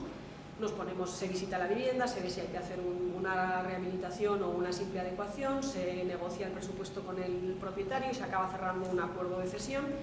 Justo previamente a eso, el ayuntamiento valida que entre ese piso de esas características en esa zona y por ese precio, y una vez tenemos firmado el contrato de cesión, ya se comunica al ayuntamiento que ese piso va a estar disponible y se le da una temporalidad de entrega en función pues, de lo que vamos a tardar en que ese piso esté habitable. Y habitable quiere decir que ya tenga los suministros contratados, o sea, hasta el punto de que la familia pueda entrar a vivir. Si eso es inmediato, o sea, si pensamos que va a haber un poco más de un mes entre la cesión de la vivienda a Hábitat 3 y que pueda entrar la familia, ya se pide familia, con lo cual el procedimiento de solicitar la familia idónea que se intenta, tú apuntabas el tema también de que sea del distrito, ¿vale? Los distritos en Barcelona también son grandes y mantener a una familia en su distrito a lo mejor es llevársela un poco lejos, pero por lo menos no es llevarla al otro lado de la ciudad. Entonces, en la medida de lo posible se intenta que la familia esté dentro del distrito, si no del barrio, pero por lo menos del distrito. Y entonces, en el momento en que la familia se identifica que va a ser la familia que va a ir a vivir a ese piso, en el caso de Barcelona son familias que han pasado por mesa de emergencias y por tanto pues hay un expediente y una motivación de por qué esa familia se le va a adjudicar una vivienda. Se asigna un educador social y ya, o sea, un miembro del equipo social de Hábitat 3 ya contacta con la familia y ya se empieza el proceso pues, de explicación del programa, del contrato de alquiler. Es un contrato de alquiler que va a tener una temporalidad prorrogable, es decir, es un contrato por un año pero que se va a poder prorrogar hasta 3 años, que es a su vez la duración que tenemos de la cesión. Intentar casar eso parece muy bonito, pero en el día a día es un poco complejo.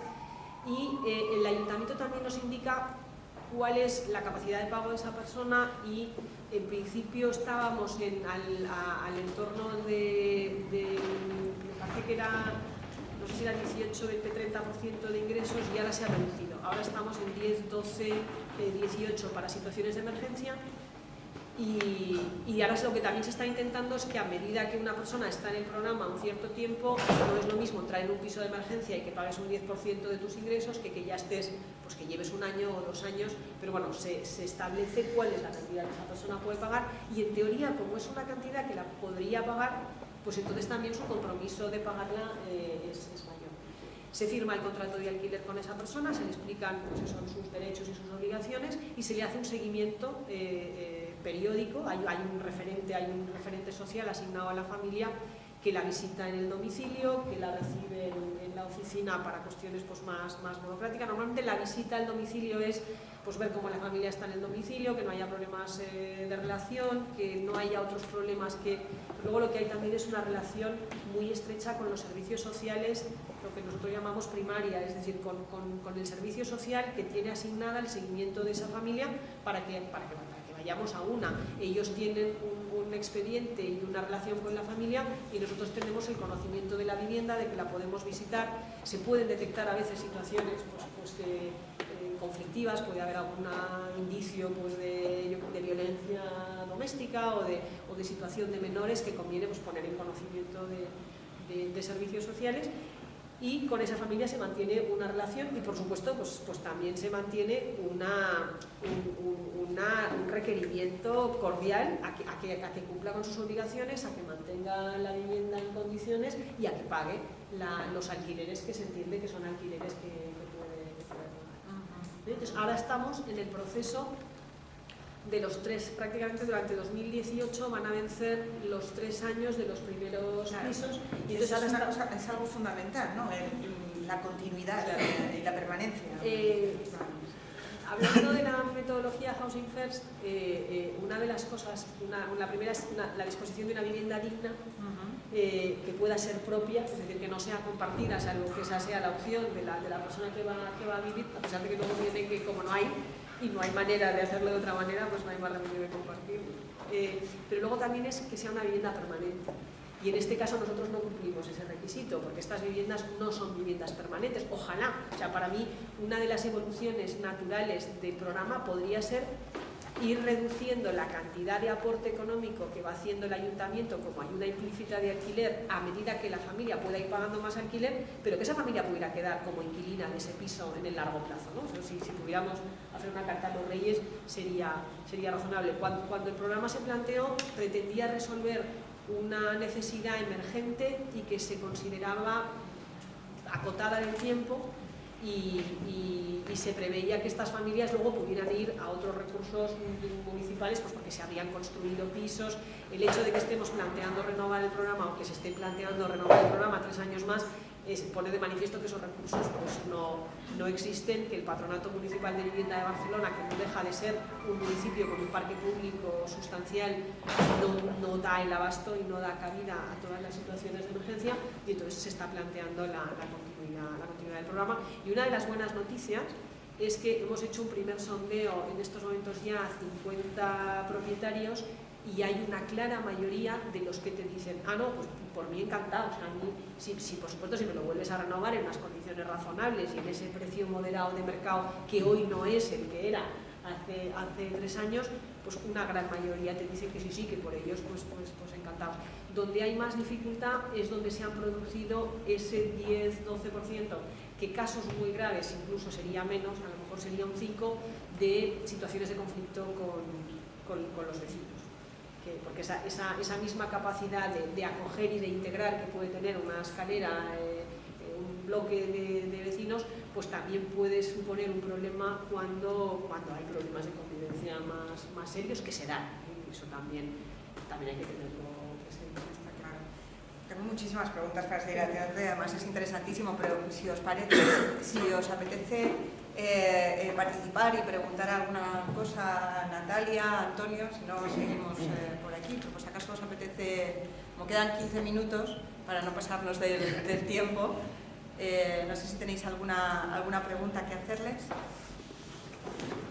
Bueno, mientras que se van animando, sigo preguntando cosas. Una de las cosas que has dicho antes que también me parece muy interesante es qué cosas habéis querido llevar a cabo y que no habéis podido, que ha fallado o que bueno, pues nos hablabas antes de temas de Sareb, temas de bancos. ¿Qué es lo que ha ocurrido en ese caso? Bueno, la verdad es que el diálogo con las entidades financieras, no sé si alguno de vosotros lo ha intentado en serio, supongo que vosotros desde la comunidad quizá. ¿Tenéis algún programa de cesión de viviendas por parte de entidades financieras? No como tal. Yo sé un poco cómo funciona, lo explico un poquitín aquí. Porque aquí en Cataluña, por ejemplo, finalmente se ha conseguido algo a nivel o de grandes ayuntamientos o de la Agencia Catalana de la Vivienda, que hoy es lo que había sido ARISA en su momento. Es decir, sí que hay alguna cesión, pero muy testimonial, no al tercer sector. O sea, se pensaba que Habitat 3 podía tener una mayor capacidad de negociación que las entidades atomizadas del tercer sector, y no ha sido así, y sí se ha hecho mucho esfuerzo, pero sí que de alguna manera hay algún movimiento de cesiones de entidades financieras a la propia Agencia Catalana de la Vivienda. Aquí, haciendo un poco de historia, en el 2012 se produjo, anteriormente también, pero encima de la vivienda de desalojos y demás, Bankia, que ha sido uno de los grandes bancos aquí en este barrio, se empezó a quedar con un montón de viviendas, pero no sé, creo que 200, 300, una barbaridad. En un primer momento Bankia lo que intentó fue venderlas. Nosotros en ese momento negociamos con ellos y pudimos adquirir hasta 11 viviendas a un precio más bajo de lo que ellos pedían. En ese momento ya aparecieron los grandes fondos de inversión y gente de aquí también, con dinero y eso, que podía tener dinero acumulado, que empezaron a hacer ofertas y demás, y el planteamiento de Bankia en ese momento y del resto de los bancos fue: cuanto antes se lo quitaran, mejor, de tal manera que actualmente prácticamente ya no tienen viviendas los bancos. Y cuando el Ayuntamiento de Madrid intentó, lo sé, porque con la relación que tenemos con la concejala y demás, los servicios centrales, intentaron negociar con Bankia y con otros bancos para hacerse con ese parque de vivienda, que era lo propio, prácticamente ya había desaparecido. Eso estaba ya en el mercado. Y la última, hace 2 años, nosotros dimos, después de la demanda que teníamos de vivienda, la posibilidad de volver a recurrir a esas viviendas a Bankia. En ese momento las estaban ofreciendo viviendas a una media de 35.000 euros, viviendas que llegaron a costar 150, yo nos vendían a 30 con los bichos dentro, o sea, con la gente dentro, y con paquetes de 10 viviendas. Y todo eso lo ha cogido un montón de gente que luego ha negociado con los ocupas, o pagarles indemnización, o llamar a sistemas de seguridad privados para sacar a la gente como fuera. Y todo ese tipo de parque de viviendas se ha quedado en el sector privado, aprovechándose por algunos fondos incluso extranjeros. Sí, si me permite. Ha sido un desastre, un desastre. Cuando ha ido el Ayuntamiento de Madrid, prácticamente esas viviendas no existían. Luego han puesto en marcha ofertas a particulares de compra de vivienda bajo unas condiciones y demás. Lógicamente hay que tener mucho cuidado con el dinero público. Como no puedes estar pagando viviendas a 150.000 euros cuando realmente lo que vale son 65.000. El que lo haga, vamos detrás de ellos y demás. Y en Petit Comité dicen que no ha funcionado ese sistema. Una cuestión que no sé si he comentado con alguno de vosotros a la entrada. En Cataluña se estableció el derecho de tanteo por parte del gobierno catalán a cualquier venta de activos, o sea, de vivienda que la entidad financiera o las entidades financieras hubieran adquirido por ejecución hipotecaria. O sea, ante cualquier venta. Y esto durará un tiempo, lleva durando, no sé cuánto tiempo durará. Por tanto, para que una entidad financiera pueda vender a un tercero en bloque o por unidades una vivienda que sea proveniente de ejecución hipotecaria, necesita que la Generalitat le emita un documento de renuncia al derecho de tanteo, es decir, que diga que no lo quiere la Generalitat. ventaja tiene eso? Que se está accediendo, primero, desde un punto de vista informativo y de denuncia, si es preciso, a la información real de qué se está vendiendo en Cataluña, a qué precio y a qué precio final, porque tú puedes negociar con una entidad financiera la compra de un piso a 40.000, pero si luego al final del día ellos acaban vendiéndolo a 35 o a 30, que tú lo sepas, es importante, porque para empezar es un tema de transparencia de la información. Segundo, se da la opción al gobierno catalán, que además lo puede ejercer per se o lo puede ceder a los ayuntamientos o a las entidades del tercer sector que están en la red de viviendas de inclusión. ¿Qué suerte hemos tenido como Hábitat 3? Que nos han encargado, al ser un poco pues, la entidad de la taula que se ocupa de temas de vivienda, la taula nos encargó la gestión de un sistema de información para las entidades que están en esa red para que pudieran tener acceso a esa información. La gestión, porque luego la idea, la política pública es muy buena, la ejecución siempre es muy compleja.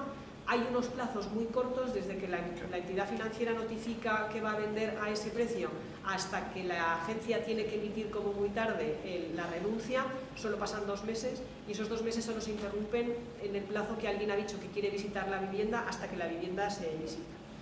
Por la gestión de ese programa hicimos una pequeña intranet, se dieron códigos a las entidades, se les iban colgando periódicamente los listados que nos pasaba la Generalitat, se gestionaba la respuesta de las entidades, pero lo que se vio es que las entidades del tercer sector no tienen capacidad financiera para comprar viviendas.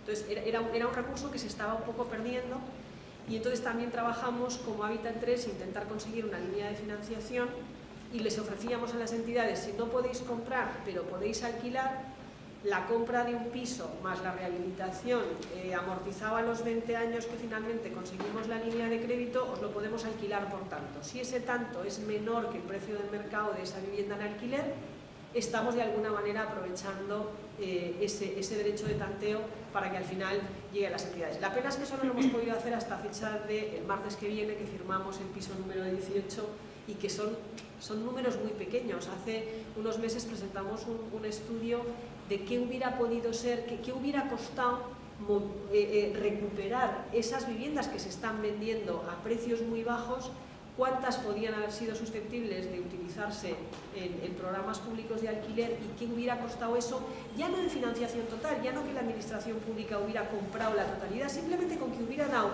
una ayuda, un complemento.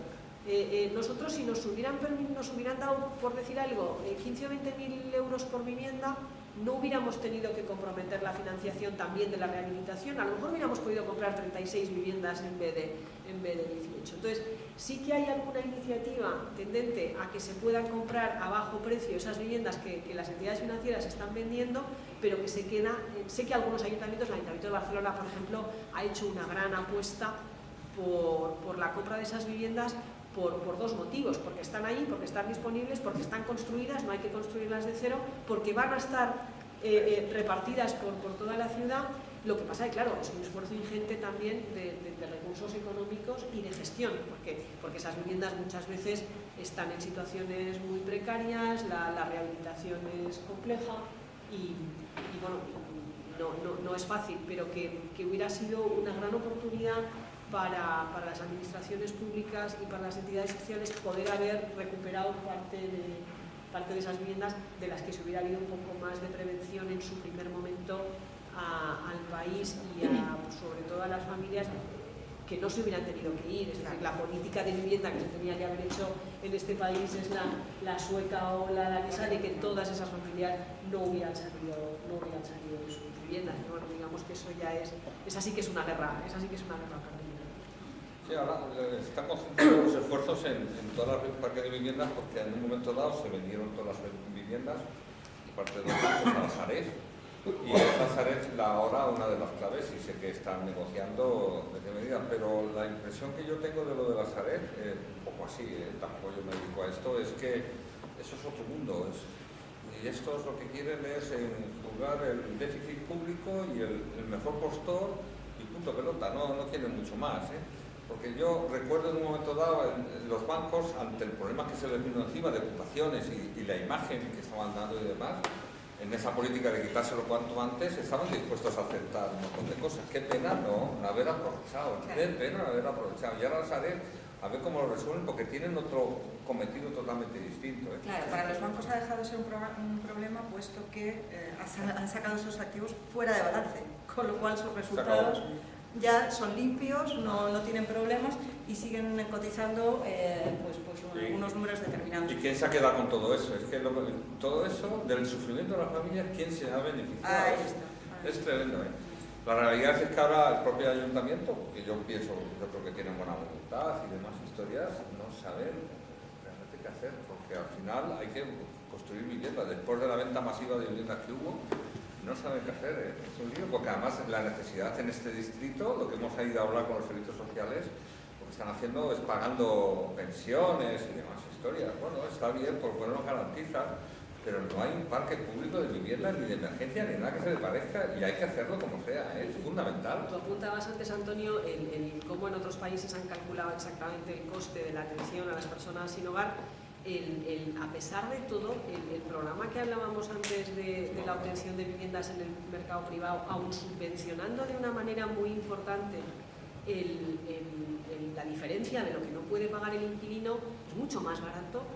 Es mucho más barato que pagar una pensión, y desde luego es mucho más barato que el riesgo de que esa familia esté utilizando servicios de emergencia, porque a pesar de todo, cuando una persona está normalizada, su uso de la sanidad es un uso ordinario de la sanidad, y la sanidad ordinaria es mucho más barata que la sanidad de emergencia, y lo mismo con cualquier otro tipo de servicio público que esté utilizando una familia. O sea lo que pasa es que muchas veces el problema de las políticas públicas es que la entidad o el ente o el nivel de la administración que hace el esfuerzo inversor no es el que soporta el gasto.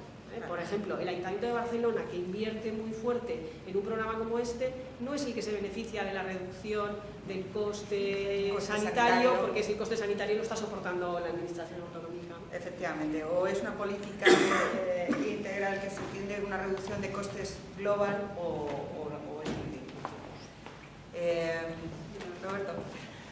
Yo quería introducir, lo de la prevención me parece básico. Es decir, la prevención en política de vivienda conlleva, y el estudio, la aproximación lo denota, que hay mucha gente que tiene problemas sanitarios y evidentemente está estudiado como la mal llamada pobreza energética, que es pobreza en el fondo, en el cual está comprobado que está afectando seriamente a la salud de las personas que no pueden poner la calefacción en invierno, ¿vale? Aumentan las reumas, como dicen las abuelas, aumentan enfermedades respiratorias, etc. Por un lado, de la prevención me parece bien. A mí lo que pasa es que creo que en el fondo todas las políticas públicas, efectivamente, de vivienda tienen la misma filosofía que las políticas privadas. En el fondo a todos nos gusta el terruño y el ladrillo. Y en este país buscamos la propiedad, quizás por nuestras herencias de pobres que somos, de que vemos el único bien inmaterial, ¿no? Es decir, es el bien material de que yo mañana acabe con 80 años y por lo menos tenga donde dormir, ¿no? Ese es lo que nos han ido transmitiendo y transmite. Entonces, es difícil conjugar desde lo público, desde la perspectiva de un parque de vivienda, desde el concepto de alquiler, porque evidentemente mucha gente también lo que nos propone, es que tú lo estáis viendo ahora mismo en Habitat 3, es: pasado 5 años mi situación ha mejorado, quiero comprar esta vivienda. Lo que ha hecho mal la administración es: te la vendo pero construyo otra. Estoy completamente de acuerdo, pero sí que es verdad que desde los 80, el BIMA, el Ministerio de la Vivienda, generaba vivienda pública para vender, no para generar un parque de vivienda. Y nos hemos encontrado pues, que efectivamente se equilibran presupuestos anuales, porque evidentemente son proyecciones económicas a muy largos años, es decir, estas políticas de vivienda no son de 3-4 años, no son de legislatura, son tras legislatura. La generación de un parque público de alquiler es una política a muy largo plazo, y es una política que solo se puede generar desde un amplio consenso de las fuerzas políticas, porque claro, los resultados no se van a ver ni hoy ni mañana, y desde luego no será nunca una política electoralista, porque es que nunca te va a dar votos y nunca te va a dar resultados. Lo que pasa que también es cierto que no tenemos que estar constantemente inventando la rueda. En otros ámbitos pues se habla, hay una de las cosas que son interesantes al respecto de en un país con una cultura eminentemente de compra, que el plan de pensiones de la gran mayoría de la gente que hoy tiene más de 60 años es su casa. pues cuesta pensar en otras alternativas de tenencia de vivienda, pero desde luego el alquiler es una, los derechos de superficie, que la administración pueda construir y vender viviendas a 50 años, a 90 años, pero que a 90 años ese suelo vuelva a ser parte de... Claro, hay otros países que lo que ha pasado, ¿por qué Holanda o Austria o Alemania tienen grandes parques públicos de vivienda? Porque es que el suelo era público, el suelo de Viena era de la ciudad de Viena y la ciudad de Viena es hoy propietaria de un parque de vivienda que ya no es solamente social. Lo que está haciendo cuando tú controlas el 40% de la vivienda de alquiler en la ciudad de Viena, claro que controlas el precio de alquiler, porque es que eres el mayor tenedor de vivienda y si tú haces una política de precios asequibles de vivienda, el mercado no va a tener más narices que adaptarse a lo que estás haciendo tú. Si tú solo tienes un 10%, pues vas a remolque de lo que te dice el mercado. Cuando una administración pública dispone de un parque muy grande, puede hacer vivienda asequible, puede hacer vivienda social y puede hacer cualquier cosa entre las dos, que es adaptar la necesidad a la situación de la familia en cada momento, ¿no? Entonces, esas políticas a largo plazo son difíciles si no hay un consenso de partida, pero lo que sí que es cierto, y yo ayer estaba digamos, mi incapacidad más inmobiliaria en el Meeting Point de Barcelona, se estaba presentando un estudio de un profesor de la Universidad Autónoma, un catedrático de Economía Aplicada, sobre las tendencias del sector inmobiliario, que ya lo viene presentando en los últimos 3 años, y una de las cosas que se apunta es que el alquiler en el mercado ordinario de vivienda está siendo cada vez una opción más clara, no generalizada, estamos hablando de un 16,5%, o sea pero es que en el año 2013 era del 13%, o sea que sí que hay una tendencia al incremento del alquiler, que sí que empieza a haber una percepción entre los que vivimos de alquiler, que vivir de alquiler es pagar un gasto como, yo no compro un autobús, o sea, yo pago el autobús cuando me subo al autobús, ¿no? Y a lo mejor porque entonces esa seguridad que te da la vivienda la buscas en otro sitio. Entonces, bueno, yo pienso que es interesante romper un poco esa dicotomía, primero de propiedad o alquiler, porque hay más opciones, y luego apostar por el alquiler, y la política de vivienda sobre todo tiene que ir a que esa fijación de los precios pueda controlarse un poco por el volumen de vivienda que controla la autoridad que controla la vivienda, ¿no? El gerente de vivienda del Ayuntamiento de Barcelona, Javier Murón, decía que, claro, si tú dispones de un parque de un porcentaje importante de la vivienda de alquiler en un municipio, pues claro que tienes algo que decir en cuáles son los precios de alquiler en ese municipio. Luego ya el cómo subvencionas, porque al final del día tú hablabas antes del derecho a la vivienda, y si lo trasladamos a otros derechos fundamentales como el derecho a la educación o el derecho a la sanidad, se ve como más claro, ¿no? Tú tienes derecho a la sanidad y hay recursos suficientes para que en general una persona en este país pueda tener una atención sanitaria, recortes mediante, que es una de las mejores del mundo, ¿no? Y con la educación lo mismo, tú tienes derecho a ir a una escuela y existen escuelas y eso se puede hacer. Con la vivienda no pasa porque no hay viviendas, pero al final del día cada uno tenemos una necesidad en un momento del tiempo y a lo mejor resulta que si hubiera suficientes viviendas y suficientes ayudas a la vivienda, daría igual que tú estuvieras en una situación de necesidad de vivienda social o de necesidad de vivienda asequible o de necesidad de vivienda de estudiante o de necesidad de vivienda de persona mayor. Tú tendrías un acceso a la vivienda con la subvención necesaria para que tú pudieras... o sea, yo me curo en la seguridad social y tengo la subvención que necesito en cada momento, ¿no? O sea, sería... decir algo. El tema de la política de vivienda, cuando yo la he estudiado y tuve que hacer algún informe, es tremendamente compleja. Por ejemplo, los subsidios que ya no se dan, pero se daban en su momento a los jóvenes para la emancipación, que en otros países a los 18 años prácticamente se van de casa, y aquí tenemos jóvenes hasta los tantas y demás. Ese tipo de políticas que están bien y que en otros países se hacen, hay que tener mucho cuidado porque esa subvención al final acaba en manos del dueño, porque ya va calculando y al final eso queda tan importante, ¿no? Yo digo de la complejidad de ese tipo de medidas, ¿no? El otro día con la concejal hablando aquí del tema de la vivienda, además creo que van a sacar viviendas ahora para alquilar precisamente por tener un parque, y es que lo de la construcción va a tardar y demás. La reflexión que le hacía, hay que tener cuidado, eso pasa, se dice no pasa al dueño y demás. Si no están dentro de un plan más general, es muy complejo hacer ese tipo de historias porque se nos va el dinero ahí. recuerdo... Disculpa la interrupción, ahí sí puedes tú decir, o sea, yo no le puedo decir a un señor privado que no alquile su piso al precio que le va a pagar el mercado, salvo que haga una economía intervencionista en ese sentido. Pero sí que le puedo decir al que le va a alquilar un piso a una persona que va a pagar parte con una subvención que hay un precio máximo. Claro, pero por eso decía que en otros países lo que establece son precios máximos y lo establecen entre todos. Políticas. Es decir, Claro, yo como administración pública puedo decir que el piso que se alquila a un joven en el que hay una ayuda de 200 euros no puede ser de más de tanto. Y si no, no se puede beneficiar en esa... Lo que tengo que hacer es controlar que eso no se produzca debajo de la mesa, pero... Bueno, pero realmente, por ejemplo, la realidad es que en países como Alemania, que tenían un 60% de vivienda en alquiler, que también tienen que ver con su propia historia, porque tuvieron una gran pérdida de destrucción del patrimonio en la Segunda Guerra Mundial y el único capacitado fue el Estado para poder crear, por eso se crearon esos parques de vivienda tan tremendos. Hace 10 años, cuando estudiábamos el tema, ellos estaban sacándose las viviendas, las estaban viviendo como fuera, ¿no? Por ejemplo, aquí en Madrid, cuando se hizo la famosa remodelación de barrios en los años 80, en Vallecas y aquí en Carabanchel, una de las reflexiones que se hicieron era: vamos hacia un modelo de vivienda en alquiler o en propiedad.